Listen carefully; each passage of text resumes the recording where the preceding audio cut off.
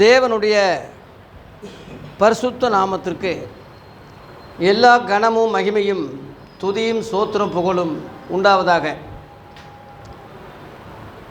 புதிய ஏற்பாடு வேதபாட விளக்கம் என்ற தலைப்பில் மத்தேயு எழுதின சுவிசேஷத்திலிருந்து நம்ம தொடர்ந்து பாடங்களை படித்து வருகிறோம். இந்த நாளிலே மத்தேயு 9ஆம் அதிகாரத்தை நம்ம பார்க்க போகிறோம். இந்த 9ஆம் அதிகாரமும் மத்தேயு 8ஆம் அதிகாரத்தை போல அற்புதங்களில் அதிகாரமாக இந்த 9ஆம் அதிகாரமும் காணப்படுகிறது. 8ஆம் அதிகாரத்திலே ஏறக்குறைய ஒரு 6 அற்புதங்களை பார்த்தது போல இந்த 9ஆம் அதிகாரத்திலையும் ஏறக்குறைய ஒரு 6 அற்புதங்களை பார்க்க போகிறோம். ஆகவே இயேசு கிறிஸ்துவுடைய அற்புதங்களிலே நம்பர் 2 என்று இந்த அதிகாரத்தை நம்ம அழைத்து கொள்ளலாம். இந்த அதிகாரத்திலிருந்து கர்த்தர் நமக்கு என்ன பேசுகிறார், என்ன நமக்கு கற்றுக் கொடுக்கிறார், என்ன ஆவியானவர் நமக்கு சொல்கிறார் என்ற ரகசியங்களை நம்ம தொடர்ந்து தியானிப்போம். அப்பொழுது அவர் படவில் ஏறி இக்கரைப்பட்டு தம்முடைய பட்டணத்திற்கு வந்தார். ஏன்னா அந்த பன்னிகளை விரட்டி அந்த பிசாசு பிடித்தவனை சுகமாக்குனதுனால ஊருக்குள்ளே இயேசுவை விடாதபடி ஜனங்க இப்படியே திரும்பி போயிருங்கன்னு சொல்லி வேண்டி கொண்டதுனால அவர் திரும்ப அந்த படகு ஏறி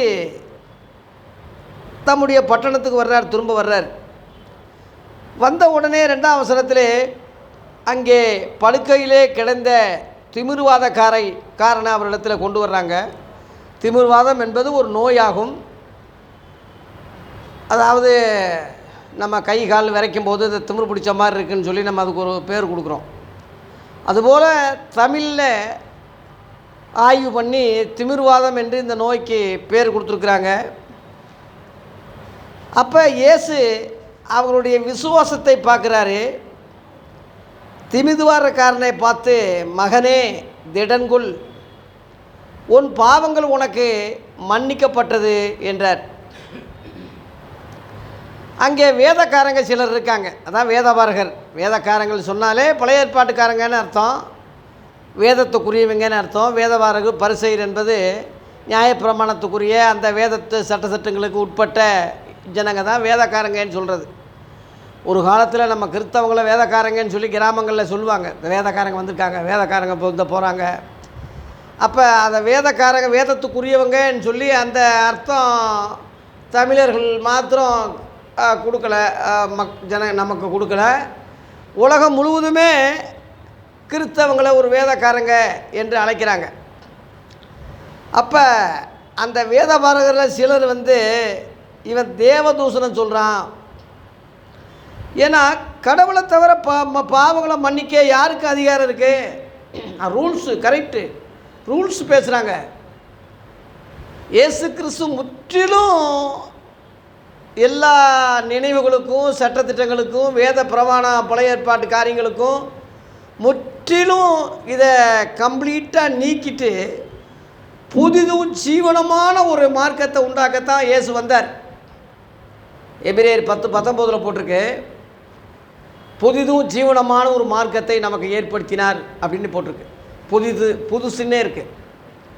ஆனால் அந்த புதுசு ஜீவன் உள்ளது, அதாவது உயிர் உள்ளது என்று அங்கே சொல்லப்பட்டிருக்கு. பழைய ஏற்பாடு உயிர் இல்லாதது, அது எழுத்து. இது ஆவிக்குரியது. ஆவிக்கு அழிவில்லை, எழுத்துக்கு முடிவு உண்டு.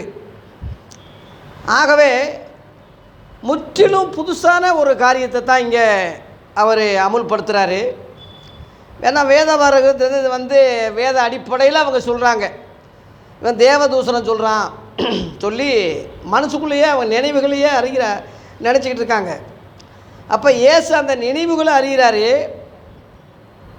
உன் பாவங்கள் மன்னிக்கப்பட்டது என்று சொல்வதோ எழுந்து நடவென்று சொல்வதோ எது எளிதுன்னு கேள்வி கேட்குறாரு 5ஆம் வசனத்தில். நடக்க வைக்கிறது என்ன லேசா? அதே மாதிரி உன் பாவங்கள் மன்னிக்கப்பட்டதுன்னு சொல்கிறது லேசு, சாதாரணமாக பாவங்கள் மன்னிக்கப்பட்டதுன்னு சொல்லலாம். ஆனால் அந்த லேசான அந்த வார்த்தையில் கஷ்டமான ஒரு வியாதி சுகமாகுதுன்னு சொல்கிறார். பாவத்துக்கு சம்பளம் என்னது? அதாவது ஒரு வியாதி. அந்த வியாதி பூர்ணமாகும் போது மரணத்தை பிறப்பிக்கும் இருக்கு. பாவம் பூர்ணமாகும் போது என்ன செய்யும்? மரணத்தை பிறப்பிக்கும்னு பவுல் சொல்கிறான். ஆகவே முதல்ல பாவம் இல்லாத காலத்தில் நோய் நொடி வியாதி இந்த இவ்வளவு நோய்கள்லாம் இல்லை. பாவம் வந்த பிறகு தான் மரணம் என்று ஒன்று வந்தது. அந்த மரணம் எப்படி வரும்ன்றா இந்த மாதிரி தான், வியாதி நோய் பலவீனம் ஹார்ட் அட்டாக்கு அது ஏதாவது ஒரு முகாந்திரம் இருக்கும் இல்லையா? யமன் பலியாக்க மாட்டான்னு ஒரு பழமொழி இருக்குது. ஏதாவது ஒரு முன்னிட்டு ஏதாவது சூழ்நிலையில் தான் மரணம் வரும். ஆகவே இந்த திமிர்வாதம் என்பது பாவத்தினுடைய விளைவு. அந்த பாவம் பூர்ணமாகும் போது தான் மரணத்தை பிறப்பிக்கும். பூர்ணம் ஆகாதுக்கு முன்னாடி பாவங்கள் மன்னிக்கப்பட்டு சுகமாகிறது உண்டு. அதெல்லாம் அவங்க வேதபாரர்களுக்கு தெரியாது, இந்த ரகசியங்கள்லாம் தெரியாது.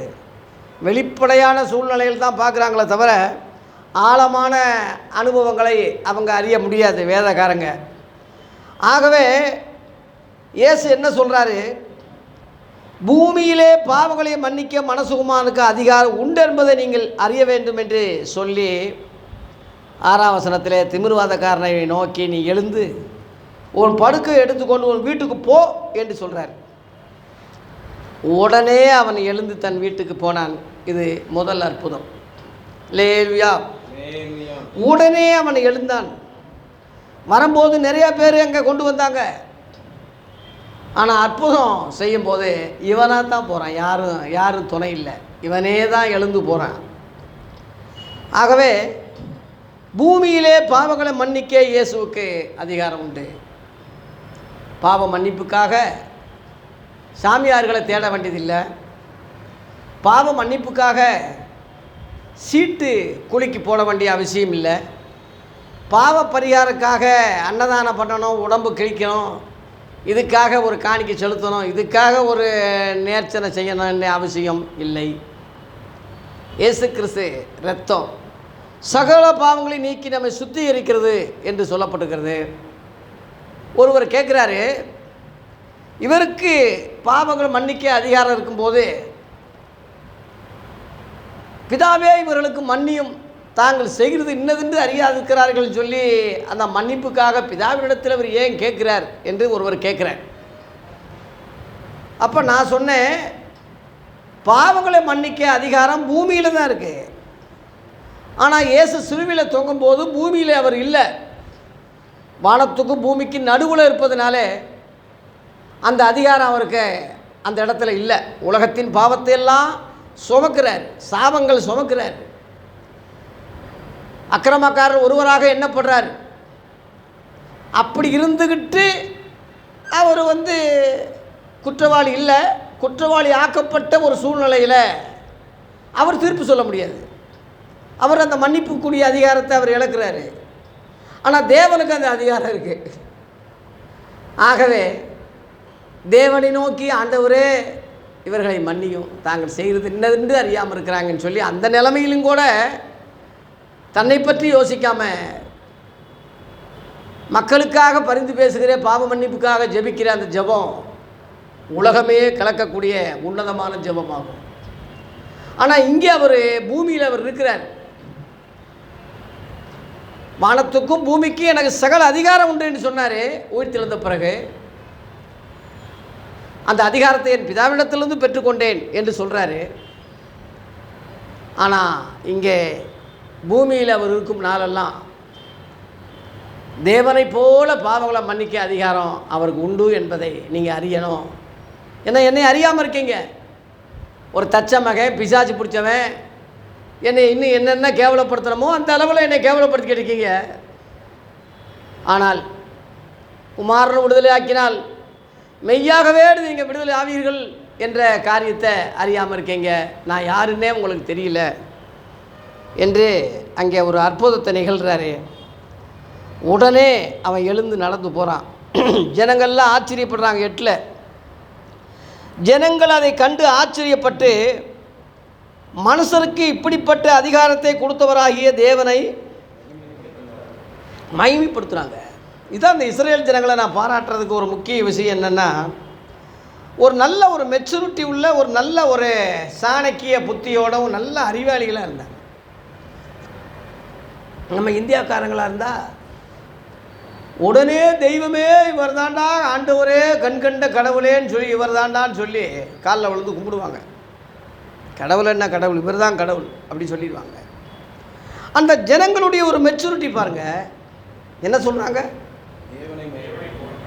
இப்படிப்பட்ட அதிகாரத்தை ஊழியக்காரருக்கு ஒரு போதகருக்கு கடவுள் கொடுத்துருக்காரு. அப்பா எப்பேற்பட்ட ஒரு அதிகாரத்தை கொடுத்துருக்காரு, அப்போ ஆண்டவர் எப்பேற்பட்டவர்னு சொல்லி இன்னொரு வசனம் சொல்கிறேன். லூக்கா 7:16 பாருங்கள். இது கூட ஒரு சாதாரண அற்புதம் தான். லூக்கா 7:16 செத்து போன ஒருத்தனை பாடையை கொண்டு வர்றாங்க, வாலிபனை. அந்த வாலிபனை பார்த்து வாலிபனே எழுந்துருன்னு சொல்கிறாரு, அவன் எந்திரிச்சிட்டான்.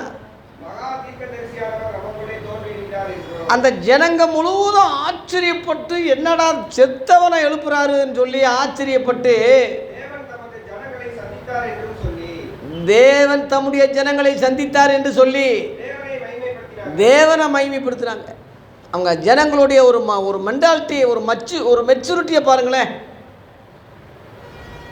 நம்ம இந்தியா தேசத்தில் உள்ள பக்தர்களோடு அவங்களை இணைக்க முடியாது. அதே மாதிரி 18 வருஷம் நிமிரக்கூடாத ஒரு கூனியை லூக்கா 13ஆம் அதிகாரத்தில் இயேசு தொட்ட உடனே நிமிர்ந்து தேவனை மகிமைப்படுத்துகிறாள் இருக்குது. ஒரு ஓய்வு நாளில் இயேசுவை கும்பிடல. அவங்களுடைய மென்டாலிட்டி முழுவதும் பாருங்கள், தேவனை அந்த அளவில் வெறியாக இருந்தாங்க. ஒரு பெரிய அற்புதம் அதிசயம் நடந்தாலே அவங்கள கடவுள்னு சொல்கிறதில்ல, அவங்கள கடவுள்னு ஆண்டவரேன்னு காலில் விழுந்து கும்பிட்றதில்ல. அந்த அந்நிய ஒருத்தன் வந்து 10 குஷ்டரோகி ஒருத்தன் அந்நிய வந்து காலில் விழுந்தான் பாருங்க, அவன் அந்நிய. அவன் உடனே கடவுளே தெய்வமேனு கும்பிட்டான், அந்நிய. ஆனால் இஸ்ரவேலர்கள் அப்படி செய்ய மாட்டாங்க, யூதர்கள் அப்படி செய்ய மாட்டாங்க. அப்படியே தத்ரூபமாக நடந்தாலும் அந்த அளவில் அவங்க அதனால தான் தேவன் அவங்கள ரொம்ப ஆச்சரியப்பட்டு உண்மையில் இப்படிப்பட்ட இஸ்ரேல் என் ஜனம்னு சொன்னது காரணம் தான். இஸ்ரேல் என் ஜனமே, என் மக்களே, பூமியில் எல்லாத்துக்கும் உன்னை நான் ஸ்பெஷலாக தெரிந்து கொண்டேன். இப்போ எப்படி பிள்ளை 2 பிள்ளைன்னு சொல்லும்போது பிள்ளை மேலே ஒரு பாசம் இருக்குல்ல, அந்த மாதிரி முதல் பேரானவர்கள். இதுதான் இந்த ரகசியம், அதுதான். ஆனால் அந்த அறிவு இருமாப்பை உண்டாக்குனது, அதான் அந்த வம்பா போச்சு. அந்த அறிவு நல்லதுக்கு பயன்படுத்தலை. பவுல் அதான் சொல்கிறான், அவங்க விசுவாசத்தில் தேடாமல் சுய நீதிக்காக, நியாயப்பிரமாணத்தின் நீதிக்காக தேடினதுனால அவங்க அடையலைன்னு சொல்லிட்டார். அந்த எதுக்கெடுத்தாலும் பிரமாணம், சட்டம், இந்த கட்டளை ரூல்ஸ் படியே கரெக்டாக போகும்போது அதுக்கு முற்றிலும் புது கட்டளைகள் கொடுக்க அவர் வந்ததுனால, அந்த புது கட்டளைகள் அவளுக்கு தெரியாததுனால, புதிய உடன்படிக்கைன்னு புரியாததுனால, அதனால இயேசுவை அறியாததுனால அந்த பழசுலேயே நிற்கிறாங்க. பழசு அடிப்படையாக அவர் ஒழிக்கிறதுனால, இன்னும் சொல்லப்போனால் நிறைவேற்றுறதுனால இந்த வேறுபாடுகளை புரிந்து கொள்ள அவங்களால முடியல. அவங்க தவறு செஞ்ச காரியம் அது. ஆனாலும் அறியாமல் தான், அப்படி காரியம் தெரிஞ்சு செய்யலை, அறியாமல் தான். அதனால தான் பிதாவே இவர்களுக்கு மன்னியும், தாங்கள் செய்கிறது இன்னதென்று இயேசு சொன்ன மாதிரி பவுலும் சொன்னான். 1 கொரிந்தியர் 2:8 அவர்கள் மகிமையின் கர்த்தரை அறிந்தார்களானால் அவரை சிலுவையில் அறைந்திருக்க மாட்டார்களே. அறியாதனால சிலுவையில் அறைஞ்சாங்க. அதான் அந்த ரகசியம். அதனால தான் இன்ன வரைக்கும் அவங்க கொஞ்சம் ஒரு கிருபை அவங்களுக்கு ஆண்டவர் கொஞ்சம் ஸ்பெஷலாக தனியாக எடுத்து வச்சுருக்கார். 2ஆம் வருகையில் குத்தின என்னை நோக்கி பார்த்து அழுவாங்க, இவர்தான் அந்த மெஸ்ஸியா என்று அழுவாங்க. எல்லாரும் மேலேயும் நான் விண்ணப்பத்தின் ஆவியை ஊற்றுவேன், எல்லாரும் மேலேயும் கிருபையின் ஆவியை ஊற்றுவேன். எல்லோரும் எல்லா கோத்திரம் தனித்தனியாக போய் என்னைய நினச்சி அழுவாங்கன்னு சொல்லி சகரியா 12 அதிகாரம் 10ஆம் வசனத்திலிருந்து எழுதப்பட்டிருக்கு. வெளிப்படுத்துகிற 1:7 கூட இதோ மேகங்களுடனே வருகிறார், கண்கள் யாவும் அவரை காணும், அவரை குத்தினவர்களும் அவரை பார்ப்பார்கள் என்று அங்கே சொல்லப்பட்டிருக்கு. அதே தான் அந்த சகரியா 12:10 குத்தின என்னை நோக்கி பார்த்து அழுவாங்கன்னு சொல்கிறது அந்த இதுதான். இந்த பிரகாரமாக இஸ்ரவேல் ஜனங்கள் எல்லாரும் ரட்சிக்கப்படுவாங்கன்னு சொல்லி ரோமர் 11:25-26 பவுல் இதுதான் சொல்கிறான். இஸ்ரவேல் எல்லாம் ரட்சிக்கப்படுவாங்கன்னு சொல்கிறான். இன்ன வரைக்கும் அவங்க கடினமாக இருப்பது புறஜாதிகள் முழுவதும் ரட்சிக்கப்படணும், அது வரைக்கும் அவங்க கடினமாக இருக்கிறாங்க என்ற ரகசியத்தை புரிஞ்சுக்கிங்கன்னு சொல்லி ஒரு விளக்கத்தையும் பவுல் சொல்கிறத நாம் படிச்சிருக்கிறோம். ஆகவே இயேசு கிறிஸ்துடைய 2ஆம் வருகையிலே இஸ்ரவேல் ஜனங்கள் முழுவதும் ரட்சிக்கப்படுவாங்க, அது வரைக்கும் அவங்க கடினமாக இருக்கிறாங்க என்பது தான் அதனுடைய காரியம். அவங்க அந்த அளவில் தேவனை மகிமைப்படுத்தக்கூடிய ஒரு வெறி கொண்டவங்களாக, தேவனுக்காக எதையும் செய்யக்கூடிய மக்களாக அவங்க இருந்தாங்க. அந்த ஒரு வகையில் ஆச்சரியப்படுற அளவில் முன்னோடி ஆபிரகாம் தான். பெத்த மகனையே ஆபிரகாமுடைய சந்ததி பேர பிள்ளைங்க தானே இஸ்ரவேல் ஜனங்க. இஸ்ரவேல் ஜனங்க யூதர்கள் என்பது அவங்க பேர பிள்ளை தான் ஆபிரகாமுடைய. அப்படி பார்க்க போனால் ஆபிரகாம் ஒரு இஸ்ரவேலன் அல்ல, அவன் யூதனும் அல்ல, அவன் புறஜாதியிலிருந்து வந்தவன். அவன் ஊர் என்ற ஊர் பேரே ஊர், எல்லாம் விக்கிர ஆராதனைக்காரர்கள். அங்கேருந்து கர்த்தர் அவனை கண்டுபிடிச்சார். அப்போ அவனுடைய 75 வயசில் அவனை ஆண்டவர் அழைச்சி 100 வயசில் சொல்கிறாரு, ஒரே பிள்ளை என்று பாராமல், உன் ஏக சுதனென்று பாராமல் எனக்கென்று அவனை நீ பலியாக ஒப்பு கொடுத்தபடியால் நீ தேவனுக்கு பயப்படுகிறோண்டு இப்பொழுது நான் அறிஞ்சிருக்கேன்னு ஆதியாகமம் 22:17 வசனத்தில் அவனை ஆசீர்வதித்து உலகம் முழுவதும் உன்னைய தகப்பனாக்குவேன், எல்லா ஜாதிகளும் நீ விசுவாச தகப்பனாக சாரால் தாயாக நான் ஆக்குவேன் என்ற ஒரு காரியத்தை அன்னைக்கு ஆண்டவர் ஆசீர்வதிச்சார். இந்துக்களுக்கு பிரம்மா, ஆபிராம் பிரம்மா என்று சாரால சரஸ்வதின்னு சொல்கிறாங்க. மகளையே கட்டிட்டான்னு அங்கே அந்த கதை அப்படி புராணம் அப்படி போகுது. ஏன்னா தங்கச்சி சகோதரின்னு சொல்லி மனைவியை சொன்னான் இல்லையா, அந்த அடிப்படையில் அப்படி மனைவி சொல்கிறாங்க. இஸ்லாமிய மதத்தில் இப்ராஹிம்னு சொல்கிறாங்க, ஆபிரகாமை இப்ராஹிம் அப்படின்னு சொல்கிறாங்க. யூதர்களில் பிதா ஆபிரகாம் உட்பிதா என்று சொல்கிறாங்க. கிறிஸ்தவங்களில் விசுவாச பிதான்னு விசுவாச தந்தை, விசுவாச முன்னோடி என்று கிறிஸ்தவங்களையும் அழைக்கப்பட்டது. அப்போ உலகத்தில் உள்ள எல்லா மதங்களுக்கும் இவன் தலையாக இருக்கிறதுனால தான் நான்முக கடவுள்னு சொன்னான். பிரம்மா 4 முகத்தை வச்சான், அதனால தான் 4 முகம், 4 தலை, அதான் தலைனா தலைவர், 4 மதத்துக்கும் தலைவர், 4 முக கடவுள்னு அப்படி மருவி அப்படி பேர் வச்சாங்க. அந்த எல்லாம் அந்த இது ஒவ்வொன்றும் ஆசியா கண்டத்தில் மருவி அப்படி வந்தது தான்.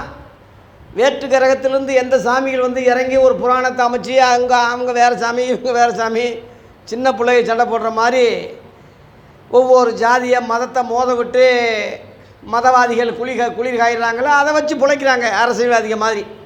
அதுக்கெல்லாம் நம்ம அடிமையாகிடக்கூடாது. எல்லாருக்கும் ஒரே தேவன் உண்டு, பிதா உண்டு, அவர் எல்லார் மேலும் எல்லாரோடு இருக்கார். இதுதான் நம்ம புரிதலாக இருக்கணுமே தவிர குறுகுண வட்டத்தில் இன்றைக்குள்ள போதகர்கள் சொல்கிறத கேட்டு நம்பி ஏமாந்துட போயிடக்கூடாது. ஆகவே முழு உலகத்துக்கு தேவனாக இருக்கிறார். அங்கேருந்து புறஜாதிகளிலிருந்து தெரிந்து கொள்ளப்பட்ட ஆபிரகாம் தான் இஸ்ரவேல் சந்ததி. அந்த ஆபிரகாமுக்குள்ள அதே வைராக்கியம் இந்த சந்ததிகளுக்கு இருக்கு. அதனால் இவங்களை பாதுகாத்தே வச்சுக்கிட்டு இருக்காரு. 60 லட்சம் யூதர்களை கொன்று குவிச்சான் ஹிட்லரு. உலகத்தில் யூதனே இருக்கக்கூடாதுன்னு சவால் விட்டான். அப்பேற்பட்ட வகையில் உலகம் முழுவதும் கிபி 70 தீர்த்து ராயனால் அழிக்கப்பட்டு தேவாலயம் இடிக்கப்பட்டு உலகம் முழுவதும் பரதேசிகளைப் போல அனாதிகளைப் போல திரிஞ்சாலும் அத்திமரம் தொழில்விடும் என்ற அந்த இயேசுவின் தீர்க்க தரிசனம் 1948 நிறைவேறி இஸ்ரவேல் என்ற நாடு உலக வரைபடத்திலே இல்லாத ஒரு தேசம் உருவான வரலாறு எல்லாருக்கும் தெரியும். அப்போ அதிலிருந்து இப்போ சண்டை நடந்துக்கிட்டு இருக்குன்னா இப்போ ஜனங்க எல்லாம் சொல்கிறாங்க இயேசு நாடாமே, இயேசு பிறந்த ஊராமே, அப்போ இயேசுவின் இனம், அப்போ இயேசு என்பது உண்மை தானே? அவர் கற்பனை கதை இல்லையா? புராண புருஷர் இல்லையா? எங்களை மாதிரி வரலாறு தெரியாத ஆள் இல்லையா? அப்போ அவங்க மக்கள் இருக்காங்களா? அவங்க இனம் இருக்கா? அவங்க யூதர்களா, இஸ்ரேலர்களா? இன்றைக்கி சொல்கிறான் ஐயா உலகம் அதை எப்படியோ அறியுதில்ல, அவர் உண்மை என்று அங்கே பொறுப்பாகுதில்ல. ஆகவே 2000 வருஷம் ஆனாலும் இயேசு என்பது கிமு கிபி என்ற வரலாறோடு அவர் உலகத்தில் வந்தது உண்மை, இன்னும் வரப்போகிறதும் உண்மை என்ற அந்த தத்துவத்தை உலகமெல்லாம் சொல்லி காட்டுவதற்கு யூதர்கள் இருக்க வேண்டியது அவசியமாக இருக்குது. யூத இனம் இருக்க வேண்டியது அவசியமாக இருக்குது. யாக்கோப் என்னும் சிறு பூச்சியேன்னு சொல்கிறார், சின்ன பூச்சி. அவங்க இன்றைக்கி சின்ன நாடாக இருந்தாலும் உலகமே பயப்படுறான் ஐயா. உலகமே அமெரிக்கா முதற்கொண்டு பயந்துக்கிட்டு தான் இருக்கா. என்ன ரகசியம் வச்சுருக்கானே தெரியல. அரபி நாடுகள் முழுவதும் யுத்தத்துக்கு வந்தாலும் ஒரே நொடியில் காலி பண்ணிட்டு நிற்கிறான். என்ன ஆயுதங்கள் வச்சுருக்கானே தெரியல. அவன் தாக்குறதுக்கு முந்தி இவன் தாக்கிடுறான். வெறும் 20 லட்சம் காலால் அந்த போர் சேவைகள் தான் இருக்காங்க. அவன் லட்சக்கணக்கில் வச்சுருக்கிறான். பயப்படுறான், இவனுக்கு வர்றதுக்கு முடியல. காரணம் என்னென்னா அவங்க இருக்கணும், அவங்க அடையாளம் இருக்கணும். தேவன் அதை ஏதோ வகையில் அவங்க தேவன் முழுசாக அறிஞ்சாலும் இயேசுவை அறியாவிட்டாலும் இன்ன வரைக்கும் இயேசுவை ஏற்றுக்கிறல, தேவகுமாரனை ஏற்றுக்கிறல. இன்ன வரைக்கும் இஸ்ரேல் தேசத்துடைய பிரதமர் பெஞ்சமின் நேத்தானியா இன்ன வரைக்கும் இயேசுவை தேவகுமாரனை ஏற்றுக்கிறல. இன்னும் சொல்லப்போனால் ஊழியம் செய்யக்கூடியவங்களை தடை பண்ணுறாங்க, ஜப கூட்டங்களை கெடுக்கிறாங்க. அதாவது பவுல் முன்னாடி சவுலாக இருந்தபோது என்ன செஞ்சானோ அதை செஞ்சுக்கிட்டு இருக்கான். இப்போ ஆனாலும் கத்துறாங்க. அவங்களுக்கு ஒரு அடையாளம் தம்முடைய குமாரனுக்காக வச்சுக்கிட்டு தான் இருக்கிறார். அந்தி கிறிஸ்துன்னு ஒருத்தன் இந்த நேரத்தில் சமாதான தூதனாக சண்டையை நிறுத்த போகிறான். அவனைத்தான் உண்மையான மெஸ்ஸியா கிறிஸ்துன்னு ஏற்றுக்கிற போகிறாங்க. அவன் தேவாலயத்தை கட்டி கொடுக்க போகிறான். அந்த தேவாலயத்தில் தேவனை போல அவன் உட்கார போகிறான். தேவனை விட தன்னை உயர்த்த போகிறான். அப்போ தான் யூதர்கள் கண்கள் திறக்கும். உண்மையான கிறிஸ்துவாகிய இயேசுவை நோக்கி பார்த்து அழுவாங்க. அதுதான் அந்த காலம்தான் 2ஆம் வருகையாக இருக்கும். அல்லேலூயா.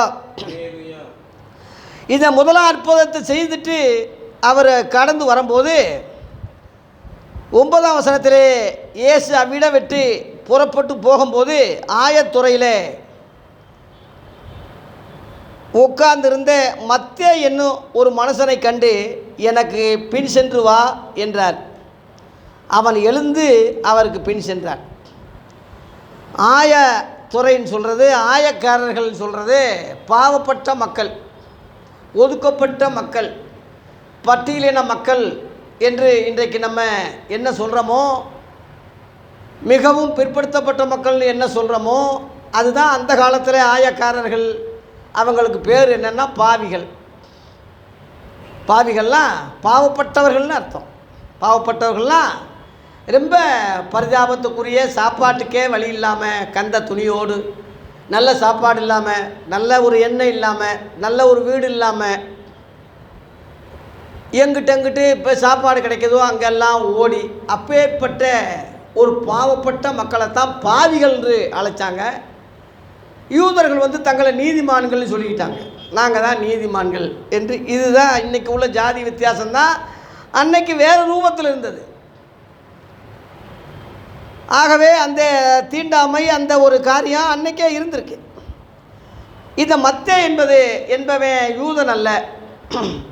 யூதன் அங்கே வேலைக்கு போட்டால் அவன் இருக்க மாட்டான், அந்த மக்களோட மக்களாக இருக்க மாட்டான். இவன் ஒரு புறஜாதி, இன்கம் டாக்ஸ் அதிகாரி, அதாவது வரி வசூலிக்கிற ஒரு அதிகாரி, ரோமர்களால் நியமிக்கப்பட்டவன். அன்னைக்கு உலகம் முழுவதும் ரோமர்கள் தான் ஆட்சி செஞ்சுருக்காங்க, உலகம் எங்கும்.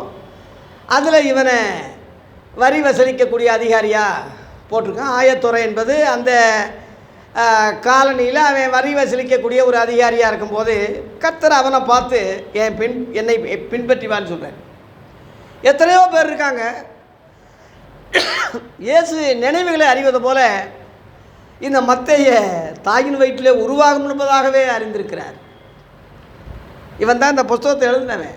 மத்தேயு எழுதின சுவிசேஷம் இவன் எழுதுனது தான். எது ஆபிரகாமிலிருந்து கொண்டு வர்றான் பாருங்களேன். அதான் இவன் புறஜாதியாக இருக்கிறனால ஆபிரகாமிலிருந்து கொண்டு வர்றான். ஆபிரகாம் ஒரு இஸ்ரேல் அல்ல, யூதன் அல்ல, அவன் அங்கேருந்து வரலாறை கொண்டு வர்றான். லூக்கா ஆதாமிலிருந்து கொண்டு வர்றான் அவன் வரலாறு. மார்க்கு இயேசு தேவகுமாரன் என்ற முறையில் அவன் ஆரம்பிக்கிறான். யோவான் இது எல்லாத்துக்கும் மேலே ஆதியிலே தேவனோட இயேசு இருந்தாருன்னு அதில் இருந்து ஆரம்பிக்க. ஒவ்வொன்றும் விசேஷமானது. ஆனாலும் இந்த 4 சுவிசேஷங்களில் யோவான் சுவிசேஷம் தனித்துவம் உள்ளது. இதை 3 ஏறக்குறைய ஒன்று போல் இருக்கும். இங்கே உள்ளது அங்கே இருக்கும், அங்கே உள்ளது இங்கே இருக்கும், இங்கே உள்ளது அங்கே இருக்கும். அதை கலந்து புல் காஸ்பல் 3 சேர்த்தேன். அது இந்த 3லும் இல்லாத ஒரு வித்தியாசமான வகையில் இருக்கும். அதனால் நம்ம கர்த்தர் சித்தமானால் இந்த மத்தேயை முடிச்சுட்டு ஆண்டவர் கிருபை கொடுத்தா யோவானிலிருந்து தான் தொடங்கணும். தொடங்கி அப்புறம் அப்போஸ்தலர் அப்படியே போயிடணும். அப்படி தான் நினச்சிக்கிட்டு இருக்கேன். முதல்ல சுவிசேஷங்களே முடித்த மாதிரி நினச்சேன். யோவான் தனித்துவம் வாய்ந்தது. அதனால் அதை நம்ம சொல்லித்தான் ஆகணும். அதை பின்னாடி ஆண்டவர் கிருபை கொடுத்தா நம்ம பார்த்துக்கலாம். ஆகவே இந்த மத்தேயு புறஜாதி உடனே இயேசுவுக்கு என்ன ஏதுன்னு, நான் அரசாங்க வேலை எவன் விடுவான்? சாதாரண வேலையை விட்டு வர்றதுக்கே யோசிக்கிறான். ஊழியம் சொல்லும்போது சும்மா இருந்தால் வருவான். ஐயா வேலையே இல்லை, ஊழியத்துக்காவது போவோம். வேலையை விட்டுட்டு வருவானா? ஒரு உத்தியோகத்தை விட்டு வருவானா? ஒரு சம்பளத்தை விட்டு வருவானா? ஐயா இவன் அரசாங்க வேலையை அப்படியே என்ன ஏது செவம் பண்ணி சொல்கிறேன், வீட்டில் போய் கலந்து சொல்கிறேன், எதையும் சொல்லலை. அப்படியே அது பாருங்கள். அதுதான் ஆண்டவர் கூப்பிட்டாருன்னா அப்படித்தான் இருக்கும். அழைப்பு பெற்றவன் வந்தால் அப்படித்தான் இருக்கும். லேலுயா. ஆகவே பின்பு அவர் வீட்டிலே போஜனம் பண்ணும்போது அந்த 10ஆம் வசனத்தில் அவன் வீட்டில் தான் பண்ணியிருப்பார்னு நினைக்கிறேன். அநேக ஆயக்காரரும் பாவிகளும் இயேசுவோடும் அவர் சீசரோடு கூட வந்திருந்தார்கள். ஏன்னா எல்லாம் காலனி அவங்க தான். எல்லா ஆளுகளும் அங்கே கூட்டமாக கூடி அங்கே இயேசுவோடு சாப்பிட்டுக்கிட்டு அப்படி இயேசுவோடு அங்கே சீசர்களோடு இருக்கிறாங்க. பரிசேயர் பாருங்க அதை கண்டு 11 அப்படி சீசர்களை பார்த்து, உங்கள் போதகர் ஆயக்காரரோடும் பாவிகளோடு போஜனம் பண்ணுகிறது என்ன? அவரைத்தான் வேண்டாம்னு சொல்கிறீங்க, அவன் எங்கே சாப்பிட்டா உனக்கு என்னடா? வகை தேடுறான் பாருங்க. எப்படியாவது குறை சொல்லணும், எப்படியாவது குற்றம் கண்டுபிடிக்கணும், ஏதாவது வகையில். இப்போ நம்ம வீடியோக்களை ரொம்ப பேர் பார்க்குறாங்கன்னா சத்தியத்தை அறிகிற நோக்கத்தில் பார்க்குறது உண்டு. ஏதாவது வாய்மொழியில் ஏதாவது விடுறாரா? ஏதாவது வேதத்துக்கு விரோதமாக சொல்கிறாரா?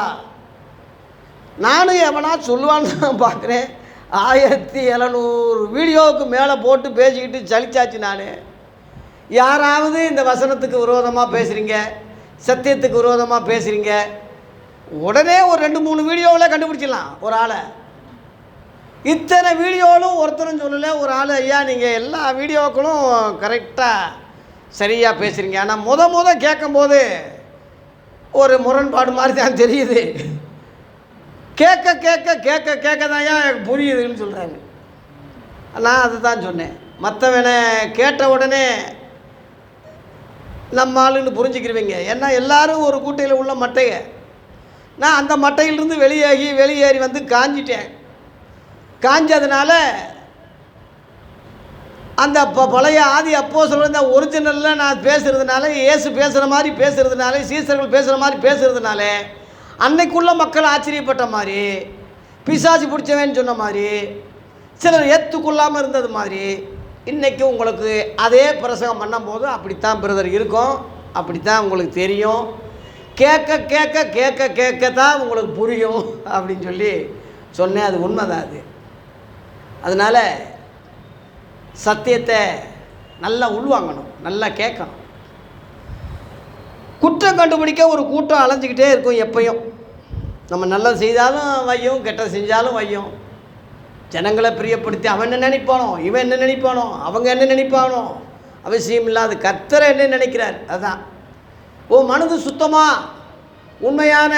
இன்றைக்கி ஒரு சகோதரர் சொன்னார், ஐயா உங்கள் பிரசங்கம் யதார்த்தமாக பேசுகிறீங்க, எந்த மனசருக்கு எந்த ஸ்தாபனத்துக்கு சப்போர்ட் பண்ணாமல், யாரை பற்றியும் கவலை இல்லாமல் யதார்த்தமாக நடுநிலையோடு கரெக்டாக பேசுகிறீங்க ஐயா, இன்றைக்கு உள்ளே மாதிரி நீங்கள் பேசலைன்னு ஒரு சகோதரர் சொன்னார்.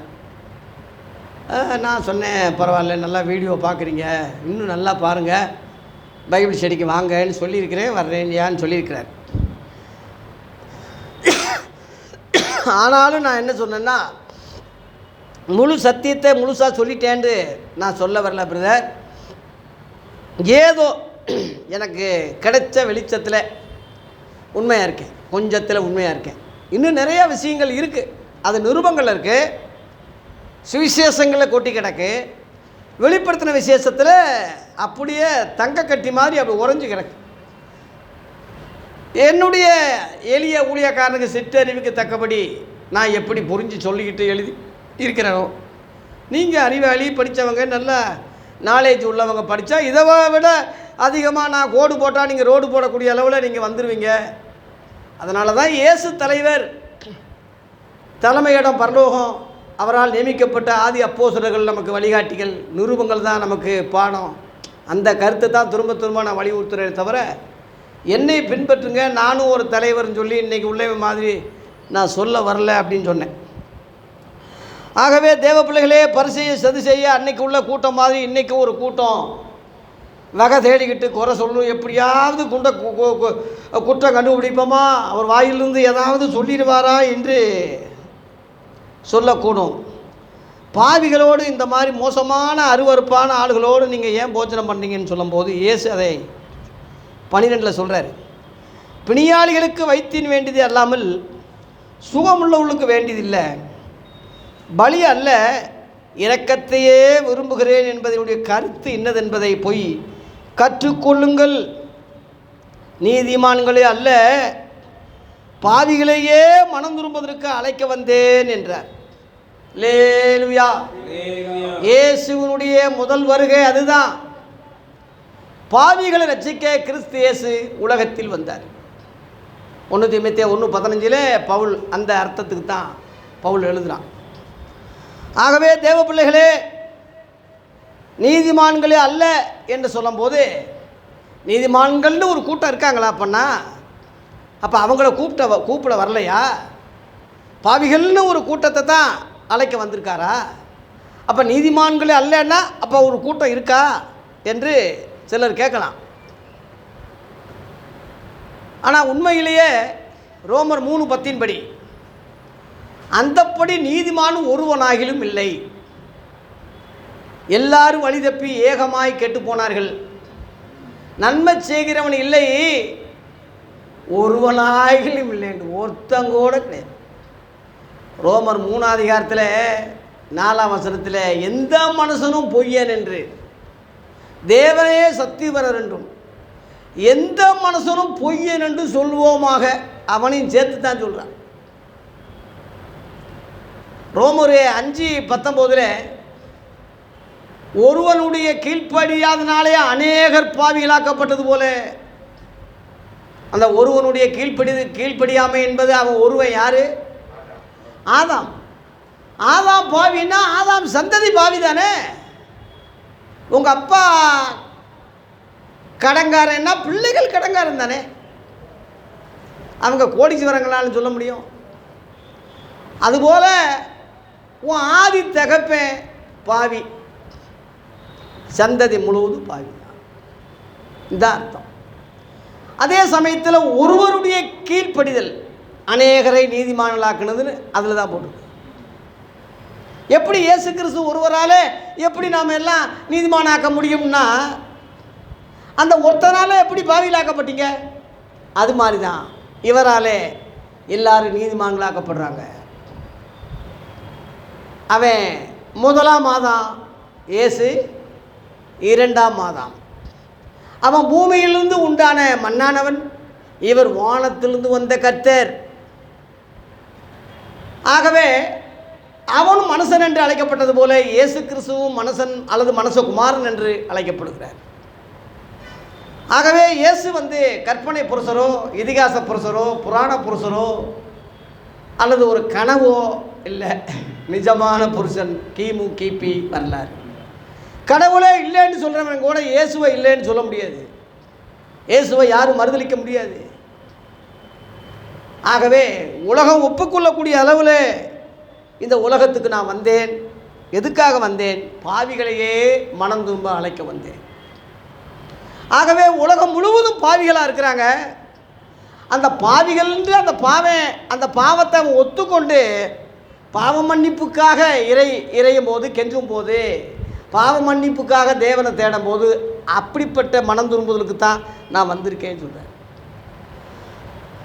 அவன் பாவத்தை அவன் உணராமல் நான் நீதிமான், நான் நல்லவன், கெட்டிக்காரன், கீழே விழுந்தாலும் மீசையில் மண் ஓட்டாதுன்னு ஒரு பழமொழி மாதிரி அவன் பாவியாக இருந்தாலும் நான் நீதிமான், பக்தன், நான் ரொம்ப கெட்டிக்காரன், பரிசுத்தவான்னு சொன்னால், இந்த மாதிரி மனம் திரும்பாதவனை அழைக்கிறதுக்கு நான் வரல. நீ பாவி தான். என்னைக்கு நீ பாவின்னு ஒத்துக்கொள்கிறாயோ உனக்கு தான் என் அழைப்பு. நீ நீதிமான்னு சொல்லிக்கிட்டு இருந்தால் அப்படியே இருக்க வேண்டியதான். மன்னிப்பு உனக்கு கிடையாது. அந்த நீதினாலே நீ பரலோகம் போக முடியாது. அவன் நீதிமான்னு ஏன் சொல்கிறான்னா, சைவம் நல்லா குளிக்க வைக்க, நல்லா மாம்சம் சாப்பிடாம, நல்லா தண்ணி அடிக்காமல், நல்லா சன்மார்க்க நெறியில் அவன் வாழ்கிறதுனால நீதிமான்னு சொல்கிறான். இவன் குடி வெறி, எல்லா மாம்சம் தின்னு எல்லாம் அசிங்கமாக கிடக்கிறதுனால இவன் பாவின்னு சொல்கிறான். அந்த அர்த்தம் அதுதான் இப்போ ஜாதிகள் பிரிஞ்சது. அதனால தான் தேவன் இந்த சின்ன சின்ன காரியத்தெல்லாம் தேவன் பார்க்கறதில்ல, மொத்தமாக பார்க்குறாரு. எல்லாரும் பாவிகள். பாவிகளை ரட்சிக்க குமாரன் அனுப்புகிறார். தம்முடைய குமாரன் அனுப்புகிறார். அதான் பலி அல்ல, இரக்கத்தை விரும்புகிறேன். இந்த 13 அதான் பலி அல்ல. பழைய ஏற்பாட்டில் நிழலாட்டமாக பலி செலுத்திக்கிட்டு இருந்தாங்க. சைவ சித்தாந்தத்தில் கூட சூழாயுதத்தில் எலுமிச்சை பழத்தை குத்துவாங்க. அவங்க பலி கொடுக்க மாட்டாங்க ஆட்டை. எலுமிச்சை பழத்தை குங்குமத்தை தடவி நடு சூழாயத்தில் அப்படி குத்துவாங்க. குத்தும் போது அப்படியே அது அந்த சாறு வடிஞ்சு அப்படியே குங்குமத்தில் வடிஞ்சு அப்படியே ரத்தம் மாதிரி வரைக்கும். அதை நீங்கள் அப்படியே அந்த சூழாயத்தை இந்த பக்கம் உள்ள ஒரு இதை அதை பிடிச்சி இப்படி இழுத்திங்கன்னா சிலுவை வடிவம். சிலுவை அங்கே மேலே போய் இங்கிட்ட சிலுவை வரும். அப்படியே வந்தால் சூழாயுதம். சூளுன்னு சொல்கிறதே 3ன்னு அர்த்தம் தான். சூழி அதுக்குன்னு சொல்லுவாங்க. சூளமித்தியான்னு உன்னத பாட்டில் இருக்குது. ஆகவே அந்த 3 சொல்கிறது பிதா, குமாரே, பரிசுத்தாவி, அந்த அர்த்தம் தான். நடுவில் தான் உள்ள குமாரன் தான் ரத்தம் சிந்தினார். அதனால தான் நடுவில் எலுமிச்சை பழத்தை குத்துறாங்க. இந்த பட்ட ராமம்னு சொல்கிறது அதுதான். இங்கிட்டு வெள்ளையாக இருக்கும், நடுவில் சிகப்பாக இருக்கும். என்ன ரகசியம்னா அவனையே சொல்லுங்கள், அவனுக்கே தெரியாது. நடுவில் உள்ளது குமாரன், அவர் தான் ரத்தம் சிந்தினார், அந்த அர்த்தம் தான். இது ஹரி என்று கும்பிடுற அந்த மதம். இது சிவன் அப்படியே பட்டையை போடுறது. இதுலேயும் நடுவில் தான் குங்குமம் போட்டு வைப்பாங்க. இதுலேயும் நடுவில் குமாரன் தான் ரத்தம் சிந்தினார் அர்த்தம். சந்தனத்தை வச்சு அதில் குங்குமம் போட்டு வச்சு அதில் கும்பிடுவாங்க. ஐதீகம். அந்த சந்தனம் மரத்தை குறிக்கும், குங்குமம் ரத்தத்தை குறிக்கும். நடுவில் உள்ளவர் தான் பலியானார் மரத்தில், அந்த அர்த்தம் தான். இந்த ரகசியம் அதான் அர்த்தமுள்ள இந்து மதம். இந்து மதத்தை குறை சொல்லாதீங்க, குறை சொல்கிறாதீங்க. அர்த்தமுள்ள இந்து மதம் கண்ணதாசன் எழுதினது. கடைசியில் அந்த அர்த்தத்துக்குரியவர் இயேசு தான். இயேசு காவியத்தில் முடித்து நிறைவு செஞ்சுருக்காரு அவர். கிறிஸ்தவங்க இதை புரிஞ்சு இந்துக்களை குறை சொல்லாமல், வையாமல், திட்டாமல், அவங்க செய்கிற ஒவ்வொரு விஷயத்துலேயும் ஐதீகம் உண்டு, கருத்து உண்டு, பொருள் உண்டு, ஒவ்வொரு விஷயத்துலேயும் காரியம் உண்டு. அது அவங்களுக்கே தெரியாது. ஆனால் செய்கிறாங்க. அதனுடைய காரியம் என்ன, எப்படி இருந்து வந்ததுன்னு ஆய்வு பண்ணும்போது தான் உனக்கு அந்த ரகசியங்கள் தெரியுமே தவிர ஈஸியாக கேலி பண்ணிட்டு போகிறது பெருசு இல்லை. எளியா பரியாசம் பண்ணான்னே இருக்குது. பாகால் தீர்க்கதரிசிகளை என்ன செஞ்சான், பரியாசம் பண்ணான்னே இருக்குது 1 ராஜாக்கள் 18. அது பழைய ஏற்பாட்டுக்காரன் செய்கிறது. பரியாசம் தகாதவைகள் எபேசியர் 5:4 இருக்குது. தோத்திரம் செய்திலே தகும். பரியாசம் நமக்கு தகாதது. பழைய ஏற்பாட்டுக்காரன் அறியாமல் கடவுள் அறியாதவன் இல்லாட்டா 450 பாகால் தீர்க்கதரிசிகளை விரட்டி கொள்ளுவான். ஐயா பட்டயத்தை எடுக்கிறவன் பட்டயத்தில் கொள்ளுவான் இருக்கு, சாவான் இருக்கு. மனசுகுமான அழிக்கிறதுக்கல்ல ரட்சிக்கத்தானே வந்தேன்னு சொல்கிறாரு. எலியா மாதிரி செய்வான்னு சொல்லும் போது அதட்டுறாரு. சரி என்ன ஆவின்னு தெரியாதான்னு சத்தம் போடுறாரு. லூக்கா 9:53 படிச்சிங்கன்னா அந்த இது இருக்கும். இந்த வித்தியாசம் புரிஞ்சவன் தான் பழைய ஏற்பாடு என்ன, புதிய ஏற்பாடு என்ன, இயேசு என்ன, பழைய காரியம் என்ன புரியும். முந்தி காலத்தில் வேணால் அது வகை வகையாக பங்கா அறியாமை உள்ள காட்டு முன்னாடி காலத்தில் அப்படி நடத்தப்பட்டதே தவிர இயேசு வந்த பிறகு தலைகளாக மாறி இருக்கு.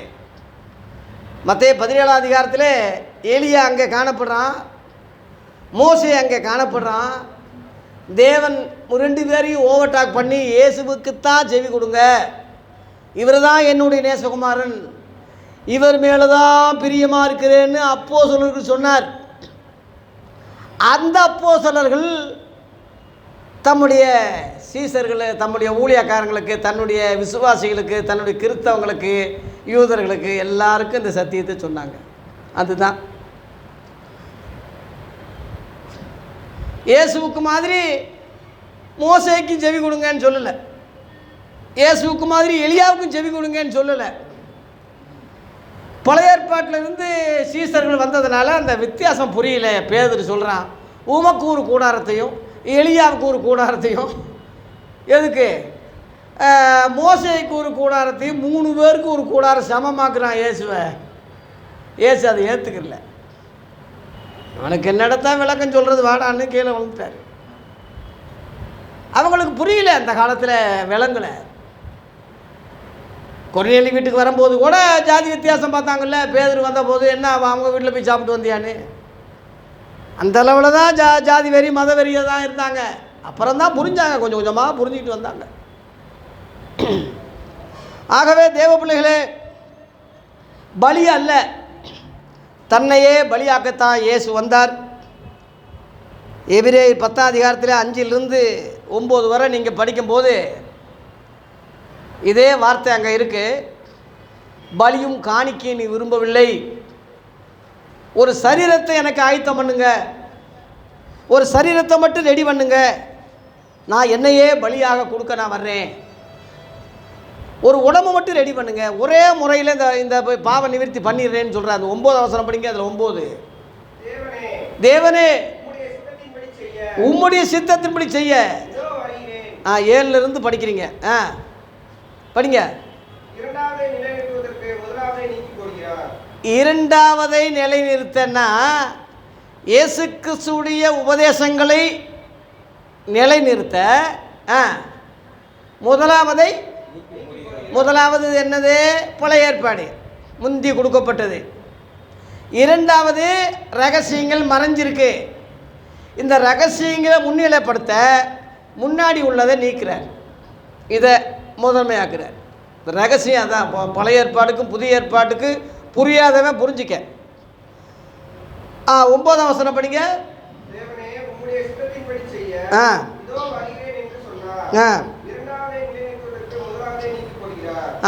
ஒரே பலி. அப்புறம் படிங்க. இயேசு கிறிஸ்துவின் இந்த உடம்பு ஒரே தரம் ஒரு பலி சிலுவையில் பலியிட்டதுனாலே அந்த தேவனுடைய சித்தத்தின்படி நாம பரிசுத்தமாக்கப்பட்டிருக்கிறோம். அல்லேலூயா. ஆகவே நம்ம பாவிகள்னு சொல்ல வேண்டிய அவசியம் இல்லை, பாவ மன்னிப்பு பெற வேண்டிய அவசியம் இல்லை, பாவ மன்னிப்புக்காக பாவச்சீட்டு பூசாரிகள்கிட்ட கொடுக்க வேண்டிய அவசியம் இல்லை, மதவாதிகளை தேட வேண்டிய அவசியம் இல்லை. தேவனுக்கு நமக்கு நடுவில் ஏஜெண்டுகள் தேவையில்லை. அவர் சித்தத்தின்படி ஒரே பலியில் செய்து முடிச்சு விட்டார். ஆகவே பலி அவர் விரும்பலை, காணிக்கையை விரும்பலை. இரக்கத்தையே விரும்புகிறேன். இரக்கம் உள்ளவர்கள் பாக்கியவான்கள், அவர்கள் இரக்கம் பெறுவார்கள். உன்னை போல பிறரை நீ நினை. இதுதான் காரியம். மத்தேயு 10:9 திரும்ப வாங்க. 14ஆம் வசனத்தில், அப்பொழுது யோவானுடைய சீசர் அவரிடத்தில் வந்து, நாங்களும் பரிசேயரும் அநேக முறை உபவாசிக்கிறோமே, உம்முடைய சீசர் உபவாசியாமல் இருக்கிறது என்ன என்று கேட்குறாங்க. கவனிங்க, யோவானுடைய சீசர்னா யோவான் சாணகன் கிடையாது, அவன்தான் யோவான் சாணகன் தான். அவனுக்குன்னு ஒரு சீசர் இருந்தது, அவனுக்குன்னு ஒரு கூட்டம் இருந்தது, அவனுக்குன்னு ஒரு மதம், அவனுக்குன்னு ஒரு ஜப கூட்டம். இப்போ ஒவ்வொருவருக்கும் ஒரு கூட்டம் வச்சுருக்காங்கல்ல இன்றைக்குள்ள தலைவர்கள், அவங்களும் ஒரு கூட்டம் இருக்குது. ஒவ்வொரு ஊழியக்காரனை பார்த்திங்கன்னா அவன் ஒரு தலைவனாக இருப்பான். அந்த கூட்டமெல்லாம் அவன் கூட்டமாக இருக்கும். அவனுக்கு ஏதாவதுன்னா எல்லோரும் சப்போர்ட் பண்ணுவாங்க, சண்டைக்கு வருவாங்க. பெரிய தலைவன் மாதிரி அவன் இருப்பான் இல்லையா? அந்த மாதிரி யூதர்களில் சேராத யோவான் சாணகனுக்கு ஒரு சீசர் கூட்டம் இருந்துச்சு. அதே மாதிரி இன்னொரு கூட்டம் என்னென்னா பரிசேயர் கூட்டம். இங்கே போட்டிருக்கு பரிசேயர். அவங்க யூத கூட்டத்தில் சேர்ந்தவங்க. அவங்க ஒரு கூட்டம், அவங்க ஒரு மதவாதிகள் தான். அவங்க ஒரு ஸ்தாபனம் மாதிரி, ஒரு சங்கம் மாதிரி தான். ரெண்டாவது. மூணாவது உம்முடைய சீசர்னு சொல்லி இயேசுவை தனித்துவமாக சொல்கிறாங்க. அவங்களோடையும் இயேசு சேரலை, இவங்களோடையும் சேரலை. தனித்துவமாக இவருக்குன்னு ஒரு கூட்டம், இவருக்குன்னு ஒரு சீசர், இவருக்குன்னு ஒரு உபதேசம், இவருக்குன்னு ஒரு இது இருக்குது. மூணாக பிரியுது பாருங்கள். இந்த மூணாக இருக்கு இல்லையா? இன்றைக்கி நிறையா மதங்கள் இருக்குது, நிறையா காரியம் இருக்குது. எல்லாமே கடவுள் பேரால் தான் இருக்குது. அதுபோல் இன்றைக்கி நிறையா ஸ்தாபனங்கள் இருக்குது, எல்லாம் கிறிஸ்தவ பேரால் தான் இருக்குது. கிறிஸ்தவத்தான் சொல்கிறான். அதனால் கிறிஸ்தவமாகுமா? அது எல்லாரும் கடவுள் பேர் சொல்கிறாங்க. எல்லாருக்கும் கடவுள் இருக்காரா? உதவி செய்கிறா? எல்லாருக்கும் அவங்க செய்கிறதுனால மெச்சுறாரா? அங்கீகரிக்கிறாரா? இயேசுவை தானே கையை காட்டுறாரு அந்த கடவுள். இவருக்கு செவி கொடுங்க. இவர் தான் என் நேசகுமாரன், இவர் மேலே தான் நான் பிரியமாக இருக்கேன். என்னையும் நீங்கள் பார்க்கல, இவரை நீங்கள் பாருங்கள். நான் தான் அவரை அனுப்பியிருக்கேன், என் சித்தம் செய்யத்தான் அவர் வந்திருக்காரு. இயேசுவும் சொன்னார், என்னை எல்லாமலும் ஒருவரும் பிதாவிடத்தில் வரான். தேவனிடத்தில் விசுவாசமாக இருக்கீங்க, ஆனால் என்னிடத்துலையும் விசுவாசமாக இருங்கன்னு சொல்லி யோவான் 14:1 சொன்னது அந்த அர்த்தம் தான். ஆகவே தேவ பிள்ளைகளே, 3 பிரிவுகள் அன்றைக்கி இருந்தது மாதிரி இயேசு கிறிஸ்துவுக்குன்னு கூட்டம் இருந்தது. அது இயேசுவின் சீசர் கூட்டம்தான். அந்த சீசர்களுக்கு தான் பின்னாடி கிறிஸ்தவங்கன்னு பேர் வந்தது. அந்த கூட்டம் தனித்துவ கூட்டம். அது பரிசேய மதத்தை சேராது, யூத மதத்தை சேராது. அந்த யூத மதம் சொல்கிறது தான் பழைய ஏற்பாடு. இன்றைக்கி உள்ளவன் ரெண்டுக்கும் வித்தியாசம் தெரியாமல் அங்கே ஒரு கால் வைக்கிறான், இங்கே ஒரு கால் வைக்கிறான். அதுவும் வேணும் இதுவும் வேணும்னு சொல்கிறான், ரெண்டையும் சமப்படுத்துகிறான். இயேசு கிறிஸ்து அந்த இதை அருமையாக அது விளக்குறாரு பாருங்கள்.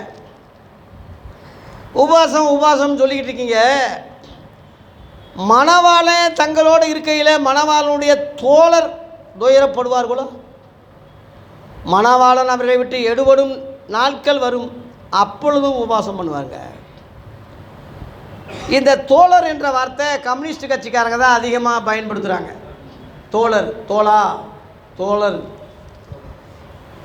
தோழர்னா சிநேகிதர், ஃப்ரெண்டு, நண்பர் என்றெல்லாம் சொல்லலாம். ஆகவே இந்த அருமையான வார்த்தையை இயேசு கிறிஸ்துடைய உபதேசத்தில் தான் இடம்பெற்றது. 17ஆம் நூற்றாண்டிலேயே தமிழில் ஆய்வு பண்ணி இந்த வார்த்தையை கண்டுபிடிச்சிருக்கிறாங்க. தோழர் என்று சொன்னார். கம்யூனிஸ்ட் கட்சி இந்த அடிப்படையில் தான் தோழர்னு சொன்னாங்க. மணவாளன் கூட ஒருவர் கம்யூனிஸ்டில் இருக்கிறார், இதே பேரில் மணவாளன்.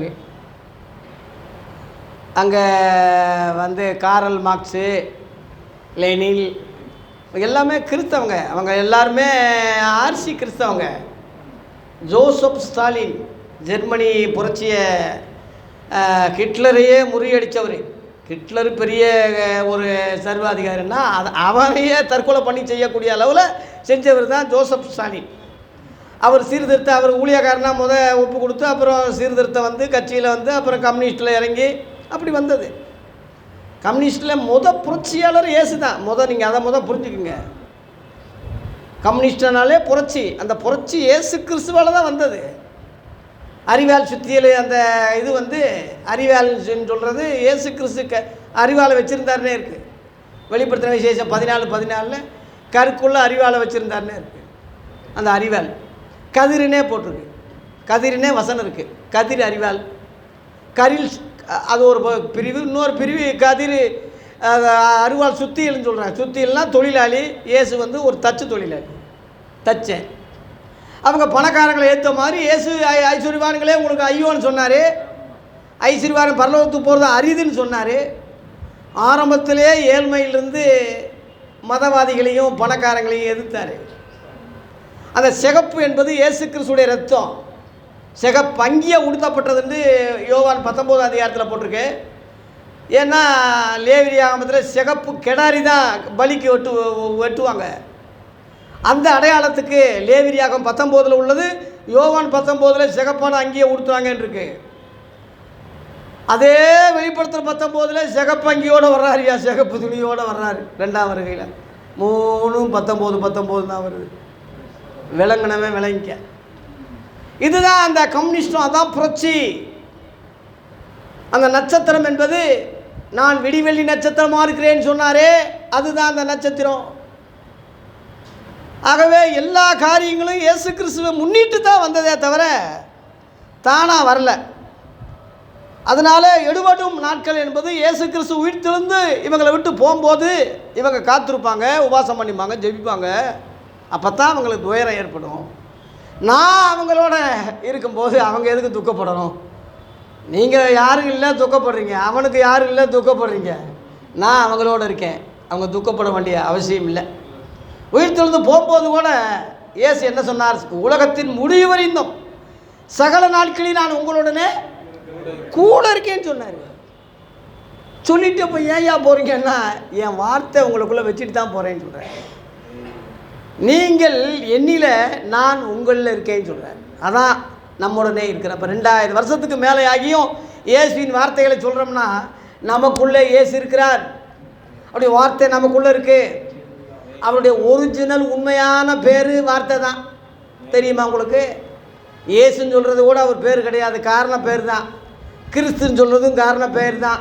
கர்த்தர்ன்னு சொல்கிறதும் தேவனே கொடுத்த பேர் தான். அவருக்கு உண்மையான பேர் வார்த்தை தான். வெளிப்படுத்தல் 19 போட்டிருக்கு. இந்த 13 படிங்க. 19:13 அவருடைய பேர் உலகத்துக்கே தெரியாது. இந்த பேர் அதான் சிகப்பு அங்கி, அந்த அதோடு தான் வர்றாரு. எதை வச்சு அடித்து கொண்டாங்களோ, எதை வச்சு நீ இயேசு கிறிஸ்துவ சிலுவில் அரைஞ்சி எந்த துணியை வச்சு நீ இழுத்துட்டு போனியோ அதே எரிச்சல்ல கோபத்தில் தான்டா வர்றாரு. 2வது அவருடைய நாமம் என்னது? தேவனுடைய வார்த்தை என்பது இல்லை, என்பதே. என்பதுன்னா என்பதும் அல்ல, என்பதே. அந்த தேவை இழுக்கும்போது இதுதான் அவர் உண்மையான பெயர், இவர் தான். அதான் பிதா வார்த்தை என்று இயேசுவாங்க சொல்லப்பட்டிருக்கு. 1 யோவான் 5:7 பரலோகத்திலே சாட்சி கிடக்கிற 3 என்று அந்த 3 பேரை சொல்லும் போது இயேசு நடுவில் வர்றாரு. வார்த்தை என்று தான் அங்கே இயேசுவுக்கு பேர் கொடுக்கப்பட்டிருக்கே தவிர வேற அல்ல. அந்த வார்த்தையிலே அந்த வார்த்தை தேவனோடு இருந்தது. அதனால் அவர் தேவனாக இருந்தார். ரகசியம் புரிஞ்சுக்கங்க. ஆகவே தேவ பிள்ளைகளே, எல்லாமே இயேசு கிறிஸ்து அனுமதி இல்லாமல் எதுவும் நடக்காது. கட்சிகளும் அரசியலும் மதங்களும் முழுவதும் சொந்தக்காரர் கருப்பொருள் இயேசுவே ஆகும். யோவான் 5:39 பார்த்தீங்கன்னா, வேத வாக்கியங்களை ஆராய்ந்து பாருங்கள், அவைகளால் நித்திய ஜீவன் உண்டு எண்ணுகிறீர்களே, என்னை குறித்து சாட்சி கொடுப்பவைகளும் அவைகளே. வேத வாக்கியம் சொல்கிறது பழைய ஏற்பாடை மட்டும் குறிக்காது. எங்கெங்கே கடவுளை பற்றி சொல்லியிருக்கோ, எங்கெங்கே புராணங்களில் இறைவனை பற்றி சொல்லியிருக்கோ, எங்கெங்கே ஒளியை பற்றி சொல்லியிருக்கோ, எங்கெங்கே குருவை பற்றி எழுதியிருக்கிறார்களோ எல்லாமே நானேன்னு சொல்கிறாரே. உங்கள் புலவர்கள் கூட இந்த ஆண்டவரை பற்றி சொல்லியிருப்பதாக பவுலும் அத்தனை பட்டணத்தில் ஊழியம் செய்யும்போது அப்போஸ்தலர் 17:28 சொல்லியிருக்கானே. ஆகவே குருக்கள் என்று அழைக்காதீங்க, கிறிஸ்து ஒருவர் தான் குரு என்று மத்தேயு 23:10 இயேசு சொன்னது அந்த அர்த்தம் தான். அதான் குருவை போற்றி ஆடு பாம்பே பாம்புன்னா சாத்தான் தானே. சாத்தானே இயேசுவை போற்று, அவர் தான் உன்னை ஆட்டி வைக்க போகிறாரு, அவர் தான் உன்னை மிதிக்க போகிறாரு உன் தலையை. தீர்க்க தரிசனமாக நிழலாட்டமாக எல்லாமே அப்படி எடுத்துக்கங்க. இயேசு நிஜ புருஷன், வேதநாயகர், அவர் வேதத்துக்கு முந்தினவர், அவரை கொண்டு தான் சகலமும் உருவாக்கப்பட்டது. அவர் ஆதியமும் அந்தமும் முந்தினவரும் பிந்தினவரும் இருந்தவரும் இருக்கிறவரும் வருகிறவரும் ஆகிய சர்வல்லமுள்ள வார்த்தையாகிய குமாரன். லேலுயா.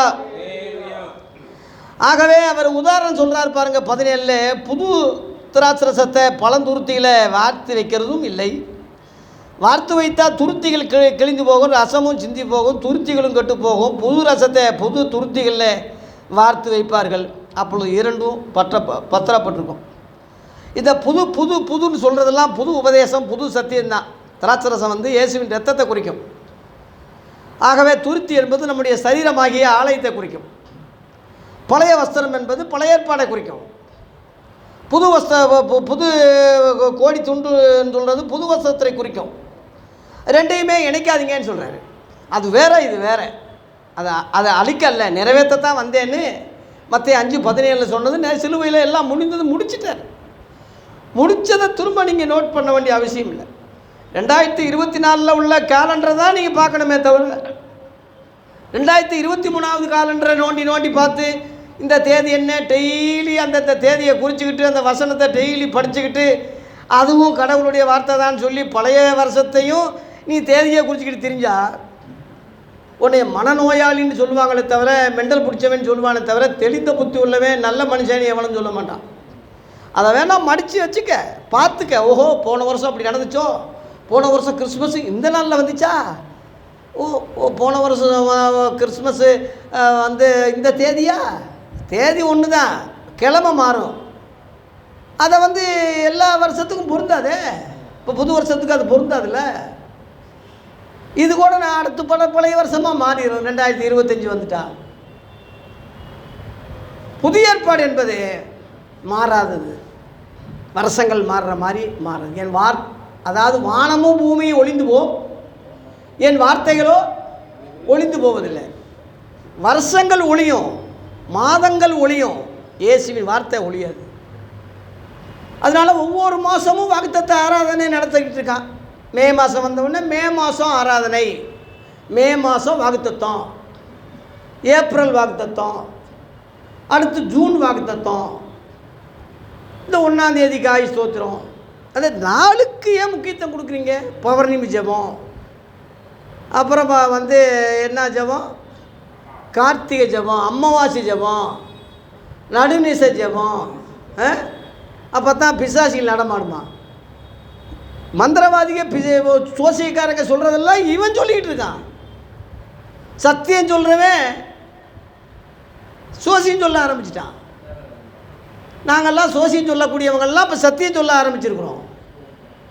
நான் சைக்காலஜினால அவங்கள கரெக்டாக கண்டுபிடிக்கிறேன். அவங்க சோசியம் சொல்கிறாங்க, அல்லது சைக்காலஜியில் சொல்கிறாங்க, அல்லது யோசித்து சொல்கிறாங்க, முகக்குறியை பார்த்து சொல்கிறாங்க, அனுமானங்கள், இப்படியெல்லாம் அதுக்குன்னே சில கிளாஸ் நடக்குது. சாஸ்திரம் சொல்லுவாங்க, மனு சாஸ்திரம் சொல்லுவாங்க, முகக்குறின்னு சொல்லுவாங்க. இதுக்கு நிறையா நாலேஜ் இருக்குது, நிறையா பள்ளிகளே இருக்குது. ஏன்னா இதை வச்சு நிறையா சம்பாதிக்கிறான். இன்றைக்கி எந்த மந்திரி கயிறு கட்டாதவன் இருக்கான்? எவ்வளோ தான் அறிவாளி படித்தவனாக இருந்தாலும் இங்கே கயிறு கட்டாதவன் இருக்கான். இங்கிட்டு இந்த 2 கயிறு பார்த்தீங்கன்னா 1/4 கிலோ தேரும். மந்திரச்ச கயிறு. என்ன அறிவு இருக்க போகுது? எவனை என்ன ஞானம் இருக்குது? எவ்வளோ படித்தாலும் எவ்வளோ செஞ்சாலும் இன்னும் மாட்டு மூத்திரத்தை குடித்தா தான் நல்லதுன்னு சொல்கிறான். இன்னும் தட்டணும்னு சொல்கிறான், இன்னும் கீழே விழுந்து உருளுன்னு சொல்கிறான். எவ்வளவோ விஞ்ஞானங்கள், எவ்வளவோ அறிவு பெருத்த காலத்தில் கூட அந்த 100-200 வருஷத்துக்கு முன்னாடி உள்ளது தான் இன்றைக்கி நினைக்கிறானே தவிர இன்றைக்குள்ள உலகம் என்ன, நாலேஜ் என்ன, இன்றைக்குள்ள காரியம் என்னன்னு சிந்திக்கிறது எவனும் இல்லை. ஆனால் இயேசு கிறிஸ்து அன்னைக்கே பகுத்தறிவோடு தான் பேசினார், அன்னைக்கே உண்மையைத்தான் சொன்னார். பழைய வஸ்திரம் வேறு, புது வஸ்திரம் வேறு, பழைய துருத்தி வேறு, புது துருத்தி வேறு, பழைய ரசம் வேறு, புது ரசம் வேறு, பழைய ரத்தம் வேறு, புது ரத்தம் வேறு. என்னுடைய ரத்தம் மெய்யான பானமாக இருக்கிறதுன்னு சொன்னார். என் சரீரம் மெய்யான போஜனம் என்று யோவான் 6:55 சொன்னார். இதை புசிக்கிறவன் என்றென்று பிழைப்பான்னு சொன்னார். இதைத்தான் புரியாமல் கடின உபதேசம்னு 70 பேர் காலியானது அதனால தான் புரியல. ஆகவே புரியுதோ புரியலையோ, விளங்குதோ விளங்கலையோ, இயேசுவை பற்றி கொள்ளுங்க. அவர் மெய்யான ஒளியாக, ஜோதியாக உலகத்தில் அவருடைய வாழ்க்கை வரலாறு பாருங்கள், அவர் பேச்சை பாருங்கள், சாதிச்சிட்டாரு. எவனும் குறை சொல்லு, இன்ன வரைக்கும் ஆராய்ச்சி பண்ணுங்க, இயேசுவை குறை சொல்லுங்க போய் பார்ப்போம். வகதேடி இவன் இன்னைக்குள்ள சாணக்கிய பிராமண சாணக்கிய மாதிரி தான் பிராமண யூத பிராமணன். அவன் கண்டுபிடிக்க முடியல இயேசுவை. ஏதவாறு பரிசெய்யர்னா பெரிய கிரிமினல். வகதேடியும் ஒரு சாட்சியும் போய் அவர் ஒவ்வொரு என்ன இருக்கு. ஏன்னா அவர் மெய்யான ஒளியாக இருக்கார். எந்த பக்கம் திரும்பினாலும் அவரை குறை சொல்லவே முடியல. மனசனாக வந்து 33 வருஷம் வாழ்ந்தும் காட்டிட்டாரு. அதில் எவ்வளவோ குற்றம் சொல்லலாமே, எவ்வளவோ குறைகள் சொல்லலாமே. கையை கழுவிட்டான் கவர்னரு, இவன் இடத்துல எந்த குற்றத்தையும் நான் காணேன். ஆகவே புது துருத்திக்கிட்ட வாங்க, புது கோடி துண்டுக்கிட்ட வாங்க, பழைய துருத்தியை தள்ளுங்க, பழைய ரசத்தை தள்ளுங்க, புதிய ஏற்பாட்டு கொள்கைக்கு வாங்க என்பது தான் இயேசு கிறிஸ்துனுடைய சத்தியமாக இருக்கிறது. அப்படி சொல்லிக்கிட்டு இருக்கும்போதே இவைகளை அவர்களுக்கு சொல்லிக்கிட்டு இருக்கும்போதே தலைவன் ஒருத்தன் வந்து அவரை பணிந்து, என் மகள் இப்போது தான் மரித்து போயிட்டா, ஆகிலும் நீர் வந்து அவள் மேல் கையை வையுங்க, அப்பொழுது பிழைப்பாள். ஆகிலும் என்ற வார்த்தைக்கு அவனுக்கு செத்துட்டான்னா அதோட முடிஞ்சுன்னு எவன் உயிரோடு இருக்கும்போதாவது காப்பாற்றுங்கன்னு சொல்லலாம். இன்னொரு இதில் போட்டிருக்கு, இன்னொரு இதில் கொஞ்சம் உயிரோடு இருக்கும்போதே கூப்பிட்டா, இவர் போகிறதுக்குள்ளேயே ஒரு அம்மா இடையில 12 வருஷம் அதை வந்து கொஞ்சம் லேட் ஆகிட்டு ஒருத்தன் வந்து போதர வருத்தா பத்தாதீங்க மக செத்துட்டா. அது இன்னொரு நிருபத்தில் அப்படி இருக்குது. அங்கே அதே மாதிரி வருது பாருங்கள். சொல்லும்போது இயேசு எழுந்து தம்முடைய சீசரோடு கூட அவன் பின்னே போனார். அவன் கூப்பிடுறான்ல, பின்னாடி போகிறாரு. அப்போ உடனே பாருங்கள், இடையிலேயே ஒரு அற்புதம். 12 வருஷம் பெரும்பாடு உள்ள ஒரு ஸ்திரீ, 12 வருஷம். அந்த மரித்த பிள்ளைக்கு 12 வயசு, 12 மோதுது. அந்த பிள்ளைக்கு 12 வயசுயா. இந்த வசனம் போட்டிருக்கு, மார்க் 5:42 பார்த்தீங்கன்னா, சிறு பெண்ணுன்னு இருக்கு இல்லையா, சிறு பெண்ணுன்னு 12 வயசுன்னு அதில் வயசு போட்டிருக்கு. அதில் அங்கேயும் 12, இங்கேயும் 12 வருஷம். ரெண்டையும் பார்க்குறாரு, ரெண்டையும் சரி பண்ணுவேன். அப்போ இந்த காரியம் முடிகிறதுக்குள்ளேயே கொஞ்சம் துக்கு கொஞ்சம் தான் உயிர் இருந்திருக்கும் போது செத்துருச்சின்னு சொல்லி அங்கே தகவல் வருது. என்னையா இப்படி செஞ்சிட்டிங்கன்னு எவனும் குறை சொல்ல முடியல. இயேசு பதறலை, அவர் இயேசு தேவகுமாரன். அங்கே பெரும்பாடுனா உதரப்போக்குன்னு அர்த்தம். 12 வருஷம் ஒரு பெண்ணுக்கு போய்கிட்டு இருந்தால் என்ன செய்ய முடியும்? ஒரு வாரமே ஒரு சகோதரி தாங்க முடியாது, அவ்வளோ கொடுமையானது. உதரப்போக்கு இல்லாட்டினா பெண்களுக்கு அது ரொம்ப இதாக இருக்கும். ஆனால் தொடர்ந்து போய்கிட்டு இருக்கக்கூடாது. அது மாதத்துக்கு ஒரு முறை போகிறது ஒரு ஒழுங்கு. தொடர்ந்து 12 வருஷமாக தொடர்ந்து போய்கிட்டு இருந்தால் அப்போ எப்படி இருக்கும்? அப்போ இன்றைக்கி மாதிரி மருந்து எல்லாம் வசதிகள்லாம் கிடையாது. ஆனாலும் வைத்தியர்களால் அநேக வேதனை காசை செலவு பண்ணி கூட ஒருத்தரும் சுகமாக்க முடியலன்றிருக்கு, வருத்தப்படுறான்ருக்கு. அது லூக்காவில் போட்டிருக்கு. ஆனால் அந்த அம்மா இயேசுவை கேள்விப்பட்டு அவர் வஸ்திரத்தையாயிலும் தொட்டால் சொஸ்தமாவேன் என்று தன் உள்ளத்தில் எண்ணிக்கொண்டு அவர் பின்னாடி வந்து அவருடைய வஸ்திரத்தை ஓரத்தை தொடுறா. இயேசுக்கிட்ட வந்து நேரடியாக கேட்கல, யாருக்கிட்டையும் சொல்லலை. அந்த அம்மாவே எண்ணிக்கிட்டு பின்னாடியே வந்து அந்த துணியாக அப்படி தொட. எவ்வளோ தைரியமாக இருங்க. அதுக்கெல்லாம் ஒரு தைரியம் வேணும். அதான் விசுவாசம். எப்படி ஆகிலும் நான் சுகமாவேன், கொஞ்சம் அப்படி அப்படி தொட்டாலே போதும், அவ்வளவு நம்பிக்கை பாருங்கள். அதான் இயேசு தன்னை மேன்மை பாராட்டல. என்னுடைய திறமையில் நான் சுகமாக்கினேன்னு இயேசு என்றைக்குமே சொல்லலை. இயேசு திரும்பி அவளை பார்த்து, மகளே திடன்கொள், 22, அந்த திமிர்வாதக்காரனை மகனேன்னு சொல்கிறாரு, இங்கே மகளேன்னு சொல்கிறாரு. சரீர ரீதியில் இயேசு கொஞ்சம் வயசுக்காரர், வாலிபர். வயசான ஆளுகள் எல்லாம் மகனேன்னு சொல்கிறாரு, மகளேன்னு சொல்கிறாருன்னா, அந்த ஆதியில் ஆபிரகாம் உண்டாகிறதுக்கு முன்னமாயே இருந்ததைத்தான் மெச்சூரிட்டியாக அவர் நினைக்கிறாரு தவிர சரீரத்தில் உள்ள வயசை நினைக்கல அவர். லேலுயா. ஆகவே சரீர ரீதியில் ஒருத்தரை பெரிய ஆளு சின்ன ஆளுன்னு சொல்லி சரீர ரீதியில் நம்ம பார்க்கக்கூடாது.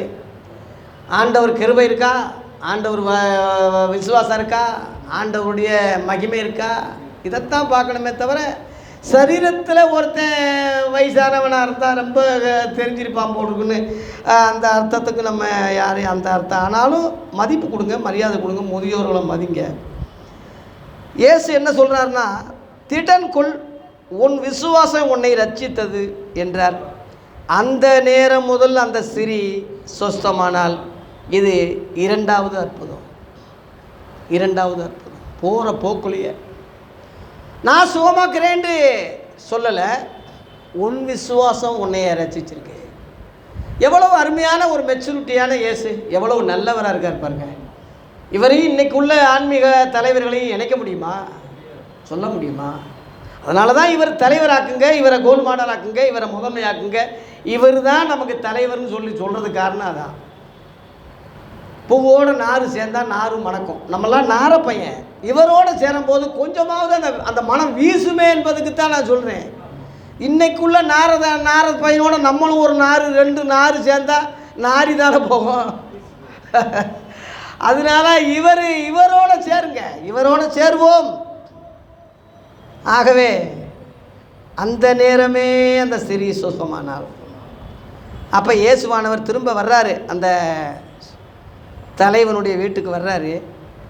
தாரை ஊதுகளையும் இறைகிற ஜனங்களையும் கண்டு. தாரை ஊதுகிறதுனா இந்த சாவு வீட்டில் கொட்டடிக்க ஆரம்பிச்சிருவாங்க, பிபி குழாய் ஊத ஆரம்பிச்சிருவாங்க, எக்காலம் மாதிரி. ஏன்னா ஜனங்களுக்கு தெரியணும்ல. இன்றைக்கி கிராமங்களில் ஆள் செத்துட்டாங்கன்னா நல்ல அழகான பாடல் போடுவாங்க, பழைய பாட்டு. இது வரைக்கும் நம்ம கேட்காத பழைய நல்ல கருத்துள்ள நல்ல ஒரு தத்துவமுள்ள பாடல்கள் போட்டாங்கன்னா ஒருத்தன் செத்துட்டான்னு தான் அர்த்தம். நம்ம கிறிஸ்தவ வீடுகளில் கூட பார்த்திங்கன்னா சாவு வீட்டில் தான் நல்ல பாடல்கள் கேட்க முடியும். பரலோகமே என் சொந்தமே தேவனே நான் உமதண்ட. பாருங்கள், இதுக்குன்னு ஒரு பாட்டு செலக்ட் பண்ணி வச்சுருக்கான், அருமையான பாடல். அதெல்லாம் நல்ல நிலைமையிலேருந்து கேட்க முடியல, பாட மாட்டாங்க. துக்க வீட்டில் தான் நல்ல பாடல்களை கேட்க முடியுது. ஆனால் எங்கள் சபையில் எப்பயுமே இந்த துக்க நிவர்த்தி பாடல் தான் நாங்கள் பாடுவோம்.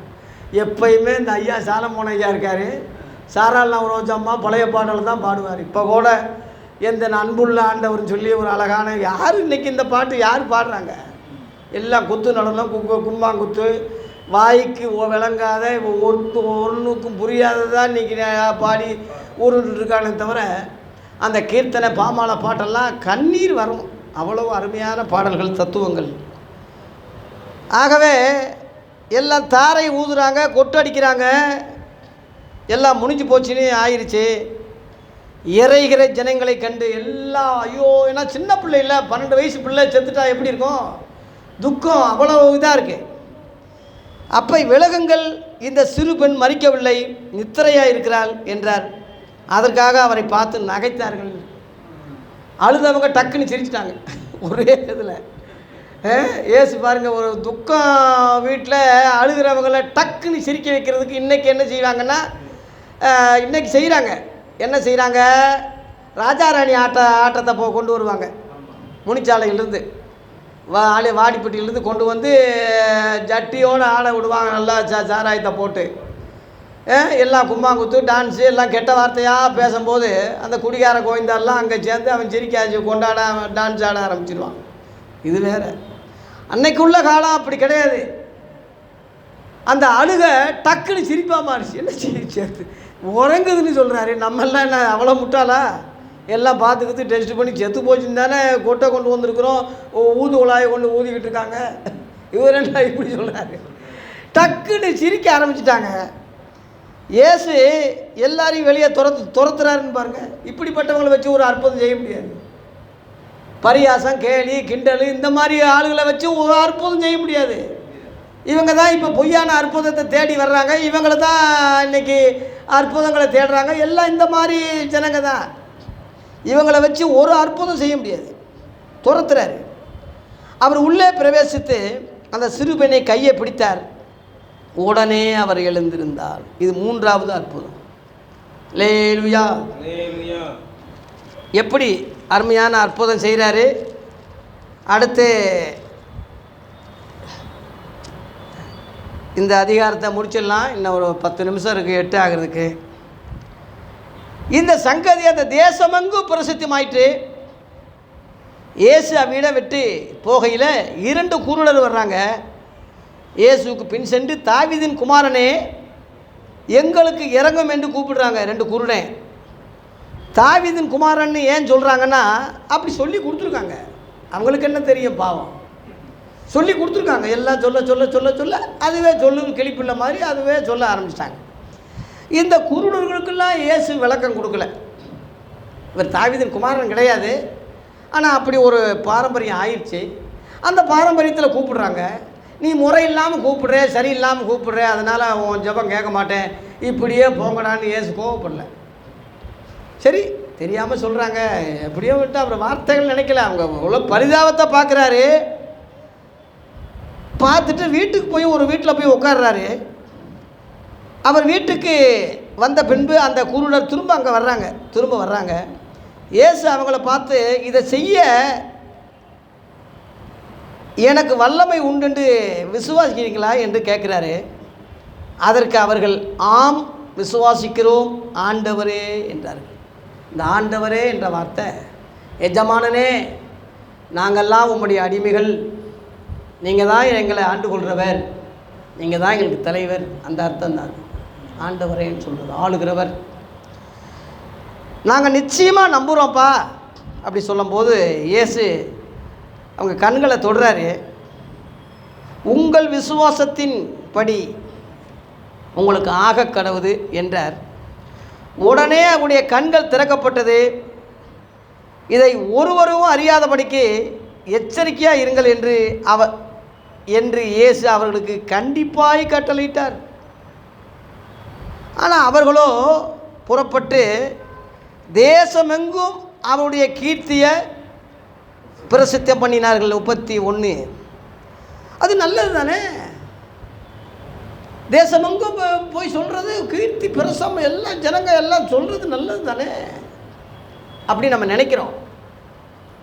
ஆனால் இயேசு சொல்லாதீங்கன்னு கட்டளையிட்ட பிறகு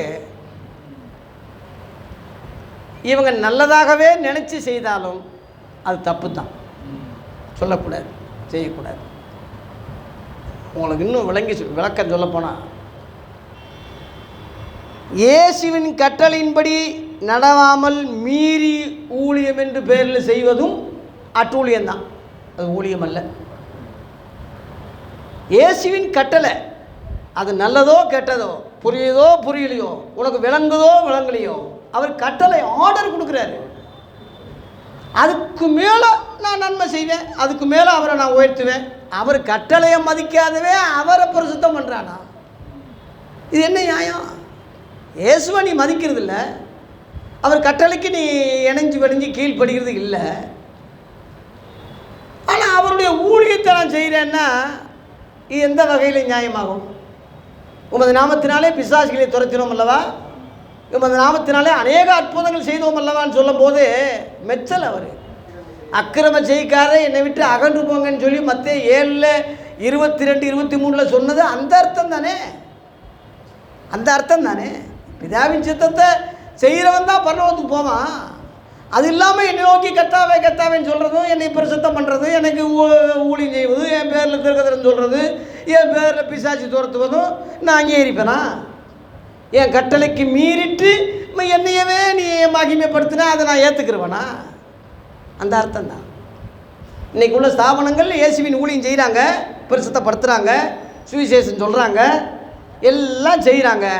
இயேசுவின் கட்டளையின்படி அவங்க செய்யாத பட்சத்தில், நடவாத பட்சத்தில் அந்த ஊழியங்கள் அங்கீகரிக்கப்படுவதில்லை, அந்த ஊழியங்கள் ஏற்றுக்கொள்ளப்படுவதில்லை. நல்லா புரிஞ்சுக்குங்க. பழைய ஏற்பாட்டில் சவுல் வரலாறு உங்களுக்கு தெரியும். ஆடு மாடு முதற்கொண்டு எல்லாத்தையும் சங்கரின்னு சொல்லி கர்த்தர் சொல்கிறாரு. இந்த சவுல் சொல்கிறவன் நல்ல கொழுத்து உள்ள மாடுகள் ஆடுகள் மட்டும் எடுத்து வச்சுக்கிட்டு மிச்சதெல்லாம் கொண்டுட்டானான். அங்கே சாமுவேல் கொண்டுட்டே எல்லாம் கொண்டுட்டேன்.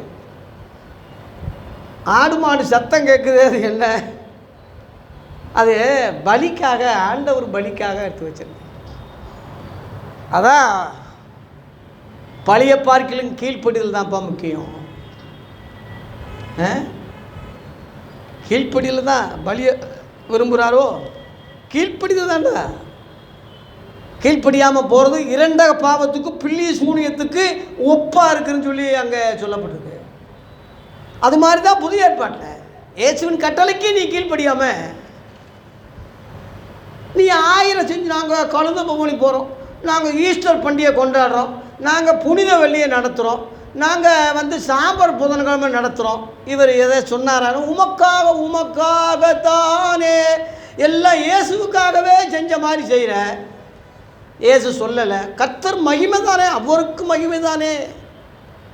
என்னமோ வழிப்பிள்ளையார தேங்காய் எடுத்து வழிப்பிள்ளையார அடித்தான்னு ஒரு பழமொழி இருக்குது.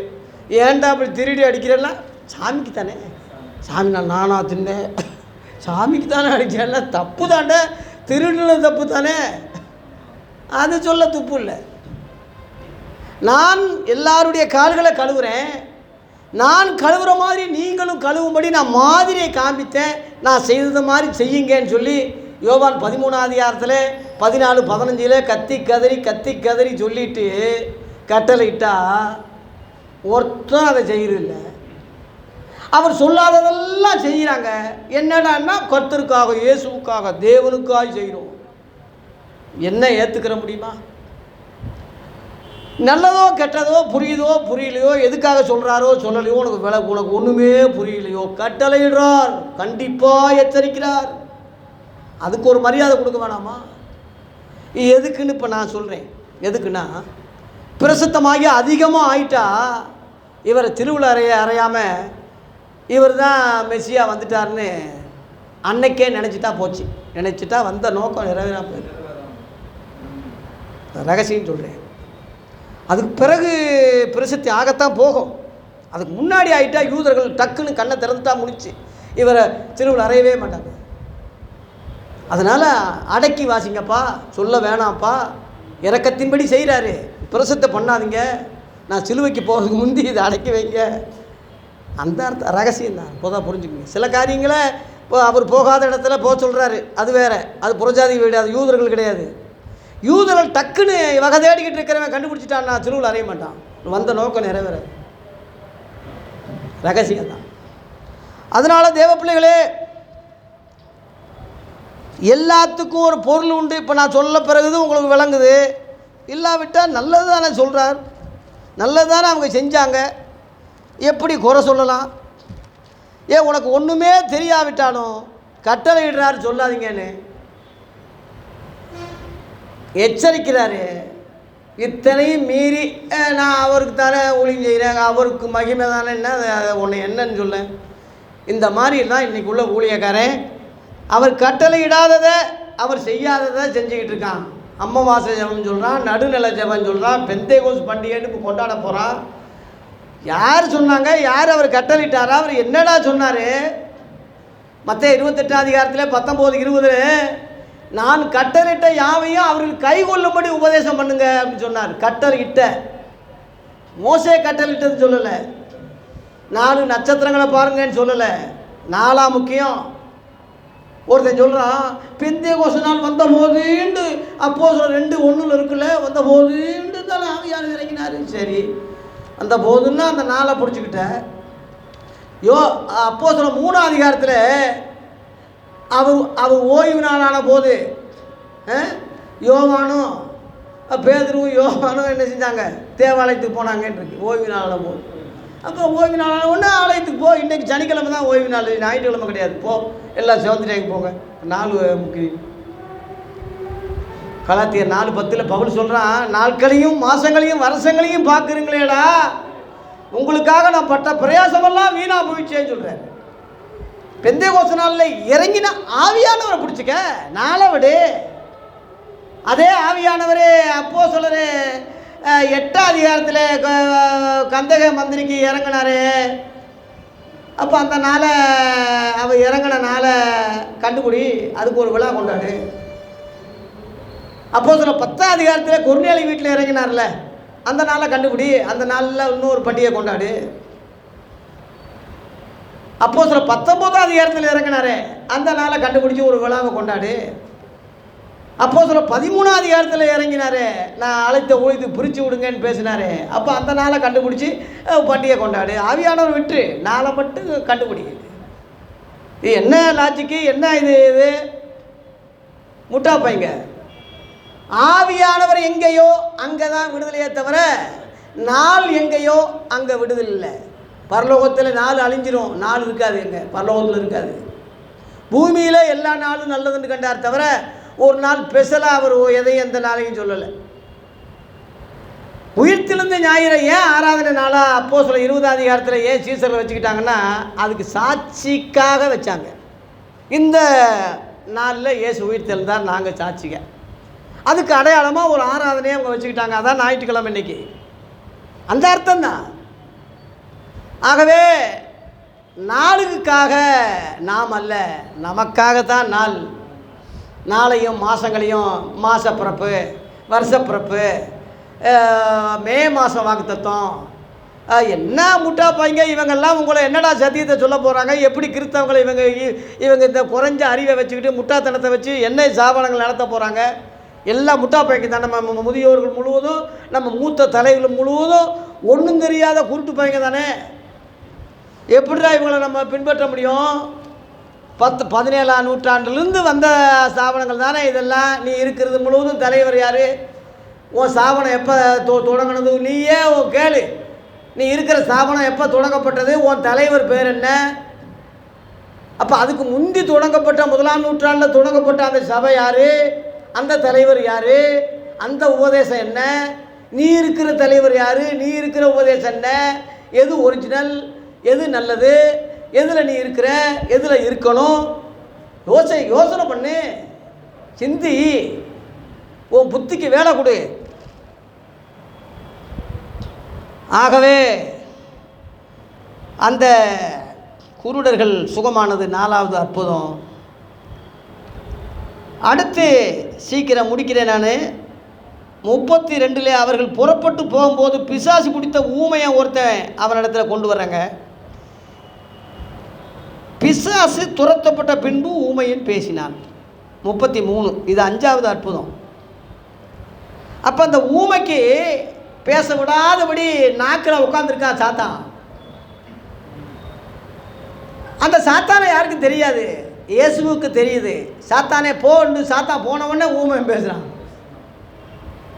இந்த ரகசியங்கள்லாம் இயேசுவுக்கு தான் தெரியும், கர்த்தருக்கு தான் தெரியும். அவர் தேவகுமாரன் இல்லையா, தேவனோடு அங்கே இருந்து வந்தவர் இல்லையா, அவர் கட்டளையை மதிக்கிறது இல்லையா, அவர் யோசனை எல்லாம் நல்ல வேலை பரிசுத்த ஆவியாரும் சிந்தாமல் சிதறாமல் அழகு தமிழில் நம்ம கையில் அருமையாக கொடுத்துருக்காரு. இதுக்கு மேலே என்னடா உனக்கு வேணும்? பரிசேயரோ 34 பரிசேயரோ இவன் பிசாசிகளின் தலைவனாலே பிசாசிகளை துரத்துகிறான் என்றார். அது பாருங்கள், ஒரு பெரிய அற்புதம் நடக்கிறது, இவன் சந்தோஷப்படலை. மனுஷனை பார்க்கல, மதத்தை பார்க்குறான். மதத்தை விட மனுஷனே முக்கியம் என்பதை நீங்கள் தயவு செய்து புரிஞ்சுக்கிங்க.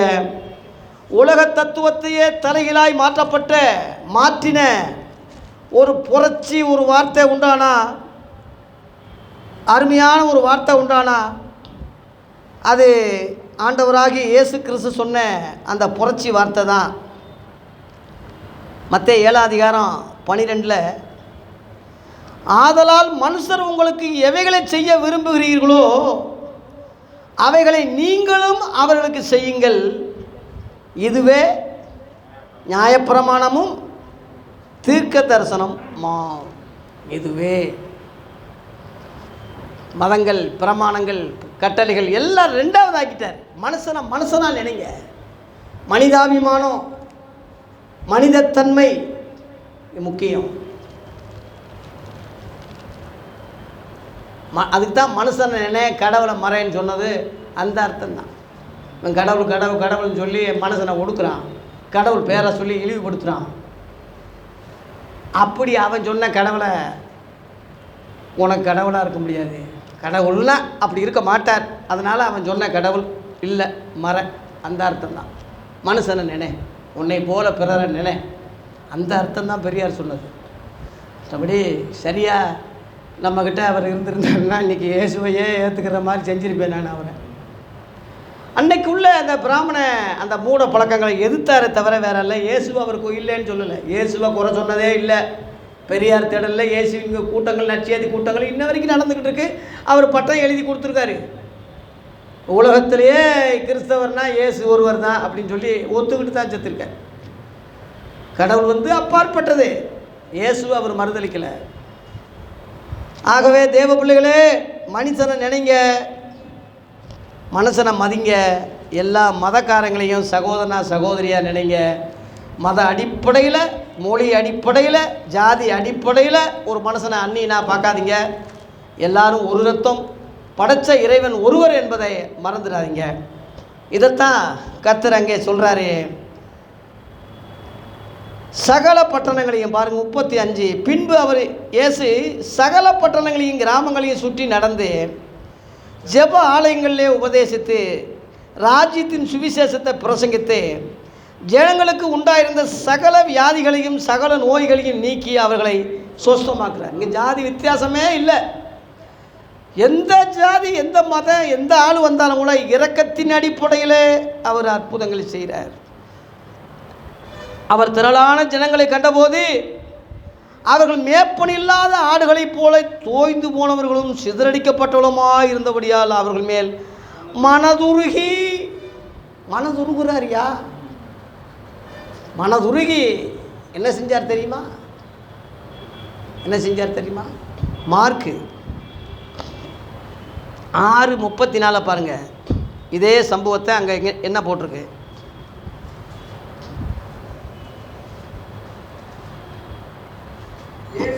இயேசு கரையில் வந்து அநேக ஜனங்களை கண்டு அவர்கள் மேய்ப்பனில்லாத ஆடுகளாய் இருந்தபடியால், இதே வார்த்தை, மனதுருகி அநேக காரியங்களை என்ன செய்தார்? உபதேசிக்க தொடங்கினார். மனதுருகி உபதேசம் கொடுத்தார். உபதேசம் முக்கியம். இன்னைக்கு உள்ளவே உபதேசம் கொடுக்கல, சத்தியத்தை பேசலை, ஜனங்களை ஏமாத்துறான். அவன் ஸ்தாபன கொள்கைகளை சொல்கிறான், அவன் தலைவரை பற்றி பேசுகிறான், அவன் ஸ்தாபனத்தை பெருமைகளை சொல்கிறான், ரதங்களையும் குதிரை வீரர்களையும் மேன்மை பாராட்டுறான், அவன் கோயிலை மேன்மை பாராட்டுறான், அவன் வரலாறை மணிக்கணக்கில் சொல்கிறான். தப்பி தவிரி பைபிளுக்கு வந்தால் பழைய ஏற்பாட்டையே தொங்குறான். எப்படிடா இவங்களை நம்ம நல்ல வழிகாட்டின்னு எப்படி சொல்ல முடியும்? முழு கிறிஸ்தவங்களையும் நாசமாக்கி அடியோடா ஆக்கி இவங்க பாதாளத்தில் தள்ளி மணி அடித்து குழி தோண்டி தீர்த்தம் ஊற்றி ரொம்ப வருஷம் ஆயிடுச்சு. எழுப்புதல் எப்போ வரும்? எப்படி வரும்? இவங்களால் வராது. எல்லாம் பாருங்கள், ஒரே மதத்தை ஒரே ஸ்தாபனத்தை சேர்ந்தவனாக ஒன்று சேருவான். அவன் வேறு மதம், வேறு ஸ்தாபனம், நம்ம வேறு ஸ்தாபனம். ஒரே கிறிஸ்தவன் ஒரே ஜாதியாக இருக்கான். ஒரே ஜாதியிலேயே 2 கல்லறை. அவன் மேல் ஜாதிக்கு ஒரு தனி கோயில், கீழ் ஜாதிக்கு ஒரு தனி கோயில். ஆனால் 2 பேரும் கிறிஸ்தவங்க தான். என்ன விளங்க போகுது? என்ன இவங்க எப்படி கிறிஸ்தவனாக முடியும்? ஜாதி கொடுமையை விட்டு விலகி தானே கிறிஸ்தவத்துக்கு வர்றான். இல்லை அதை விட இந்த ஜாதி கொடுமையாக இருந்தால் அவன் எங்கடா போக முடியும்? அதான் அம்பேத்கர் சட்டம் படித்தவர். நான் புத்த மதத்துக்கு போயிட்டேன், இப்போ போகிறேன்னு போயிட்டார். 1956 10 லட்சம் தலித்து மக்களோட புத்த மதத்துக்கு நான் போய் இந்துவாக சாக மாட்டேன், இந்துவாக பிறந்துட்டேன், இந்துவாக சாக மாட்டேன்னு அங்கே மதம் மாறினார். ஏன் அவர் கிறிஸ்தவத்துக்கு வரல? லண்டனில் படித்தவர், பைபிள் படித்தவர், நல்லா அவருக்கு தெரியும் இந்த ஜாதி கொடுமை. ஜாதி கிறிஸ்தவத்துலேயும் இருக்குது. இந்தியாவில் கிறிஸ்தவத்தை ஏற்றுக்கிட்டானே தவிர மாற்றங்கள் வரலை. இன்னும் அந்த குலப்பெருமையிலேயே அந்த ஜாதி பெருமையிலே தான் வெறியில் தான் இருந்தானே தவிர மாற்றங்கள் வர மாற்றம் இருந்திருந்தால் அம்பேத்கர் புத்த மதத்துக்கு போக வேண்டிய அவசியமே இல்லை. இயேசு அதை விட சிறப்பான போதனையாளர், அதை விட அருமையான தத்துவங்களை சொல்லியிருக்காரு. புத்தர் கல்லறை கூட இருக்குது, இயேசுவின் கல்லறை காலியாக இருக்குது. அம்பேத்கருக்கு தெரியும், இயேசு உயிர்த்தெழுது தெரியும், போதனை தெரியும். லண்டனில் படித்தவர், நல்லா தெரியும் அவருக்கு, படித்த மாமேதை. ஏன்னா ஜாதி புறவோடி போயிருக்கு. கிறிஸ்தவத்திலையும் இந்தியா கிறிஸ்தவங்களையும் இருக்குது. ஜாதியை ஒழிப்போம்னு ஒரு சங்கம் வைப்போம்னு இன்றைக்கி ஒருத்தன் பனியனை போட்டுக்கிட்டு நிற்கிறான். உபதேசத்தை கொண்டு வா. இயேசு திரளான ஜனங்களை கண்டபோது ஜாதி சங்கத்தை ஏற்படுத்தலை, உபதேசத்தை கொடுத்தார். இன்றைக்கி உபதேசம் இல்லையே. உபதேசம் இருந்தால் தான் அந்த உபதேசம் அவனை விடுதலையாக்கும். நான் கட்டளையிட்ட யாவையும் கை கொள்ளும்படி அவர்களுக்கு உபதேசம் பண்ணுங்க. உபதேசம் அதான் அப்போஸ்தல உபதேசம் சொல்லி அப்போஸ்தலர் 2:42 ஆதி சபையில் முத அந்த அப்போஸ்தல உபதேசத்தில் தான் 3000 யூதர்கள் கிறிஸ்தவங்களாக மாறினாங்க. அந்த அப்போஸ்தல உபதேசம் இன்றைக்கி சபையில் இருக்கா? பேசுகிறானா? அதை சொல்கிறானா? அதான் இயேசு மனதுருகிறாரு. 37, 38 சொல்லி முடிக்கிறேன். மத்தேயு 9ஆம் அதிகாரத்துக்கு திரும்ப வாங்க. தம்முடைய சீசர்களை நோக்கி சொல்கிறாரு, அறுப்பு மிகுதி, வேலையாட்களோ கொஞ்சம். அதனால் அறுப்புக்கு எஜமான் தமது வேலையாட்களை அனுப்பும்படி அவரை வேண்டிக் கொள்ளுங்கள் என்றார். வேலையாட்கள் யாரு? உபதேசம் சொல்கிறவன், இயேசுவால் அனுப்பப்படுகிறவர்கள். எஜமான் பரலோகம் பிதா, அவரை வேண்டிக் கொள்ளுங்க. இவன் மிஷினரியை அனுப்புகிறேன், மிஷினரியை வேண்டிக் கொள்ளுங்கன்னு இந்த வசனத்தை தப்பாக சொல்லி வடந்தியாவுக்கு ஜனங்களை அனுப்பிக்கிட்டு இருக்கான். அவன் ஸ்தாபனத்தில், அவன் ஸ்தாபன பொறுமைகளை, அவன் ஸ்தாபனத்துலேருந்து சம்பளத்தை கொடுத்துக்கிட்டு இப்படி வாழ்ந்துக்கிட்டு இருக்காங்க. இதா ஊழியம், இதா அறுவடை, இதா இது. எவனையும் நம்பாதீங்கன்னு சொல்கிறேன். யாரையும் பொய், எல்லாம் பிராடு, எல்லாம் அறகுறை, எல்லாம் இந்த ஸ்தாபனங்கள் எல்லாம் 15, 16, 17, 18, 19ஆம் நூற்றாண்டுகளில் வந்த ஸ்தாபனங்கள், சபைகள், தலைவர்கள், ஜெராக்ஸ், போலி. 1ஆம் நூற்றாண்டுக்கு வாங்க. 1ஆம் நூற்றாண்டில் உள்ள அந்த தலைவர் தான் இங்கே சொல்கிறாரு, அறுப்பு மிகுதி, வேலையாட்கள் கம்மி, உண்மையான ஊழியர்கள் ரொம்ப கம்மி. இன்றைக்கி ஊழியர்கள் தட்டி விழுந்தாங்க. ஒரு பாஸ்டர் இருக்கான், ஒரு சபையில் 10, ஒரு தெருவில் 10 சபை இருக்குய்யா. எங்கள் ஊரில் சின்ன ஊர் சத்தியமுத்து நகர், 5-6 சபை இருக்குது, சின்ன கிராமம். அந்த ஊர்லேயே ஒரு அடையாளம் சொல்கிறேன். சின்ன ஊரில் எங்கிட்டு போனால் குழந்தையாசுன்னு சொல்கிறான், அங்கிட்டு போனால் ஒருத்தன் அலியான்னு சொல்கிறான், இங்கிட்டு போனால் ஒருத்தன் ஜிப்சின்னு சொல்கிறான், ஒருத்தன் அவங்க பப்சின்னு சொல்கிறான், ஒருத்தன் சிலுவைன்னு சொல்கிறான், ஒருத்தன் இங்கிட்டுன்னு சொல்கிறான். இந்த நடுவில் நாங்களும் மெய்யான ஒளின்னு சேர சொல்லி. சின்ன ஊரில் எத்தனை சபை? அங்கிட்டு போனால் இம்மானுவேல் போகிற வழி, வர்ற வழியிலேயே இத்தனை சபைகள் இருந்து ஏன் எழுப்புதல் வரல? ஏன் உபதேசம் தினால ரட்சிக்கப்படலை? என்ன காரணம்னா, அப்போஸ்தல ஆதி உபதேசம் இல்லை. 1ஆம் நூற்றாண்டு உள்ள அந்த தியாகம் இல்லை, அந்த அப்போஸ்தல சத்தியம் இல்லை, அந்த இயேசுவை தலைவராக ஆக்கலை. அந்த 1ஆம் நூற்றாண்டில் உள்ள அந்த வழியில் எவனும் வரல. அவன் இடையில வந்த ஸ்தாபனங்களில் இடையில வந்த தலைவர்களை பிடிச்சிக்கிட்டு ஜெராக்ஸை நம்பிக்கிட்டு மனுஷன் உபதேசங்களை கற்பனைகளை உபதேசமாக்கி பாரம்பரியங்களில் போய் அவன் அரசியல், இன்றைக்கி அரசியல் நடந்துக்கிட்டு இருக்கு, ஓட்டு போட்டுக்கிட்டு இருக்கான். ஐயா, இந்த அவலங்கள் முழுவதும் எப்படி ஒருத்தர் ரட்சிக்க முடியும்? எப்படி இது அறுவடைன்னு சொல்ல முடியும்? எப்படி இது நல்லதுன்னு சொல்ல முடியும்? ஆகவே புத்தி உள்ளவர் கணக்கு பாருங்கள், காது உள்ளவன் கேளுங்க. நான் செய்தியை நிறைவு செய்கிறேன்.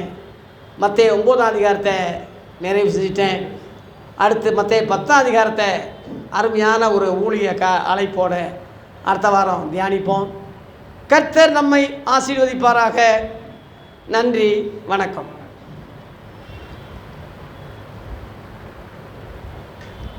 ஆப் பண்ணுங்க தெரியுமா?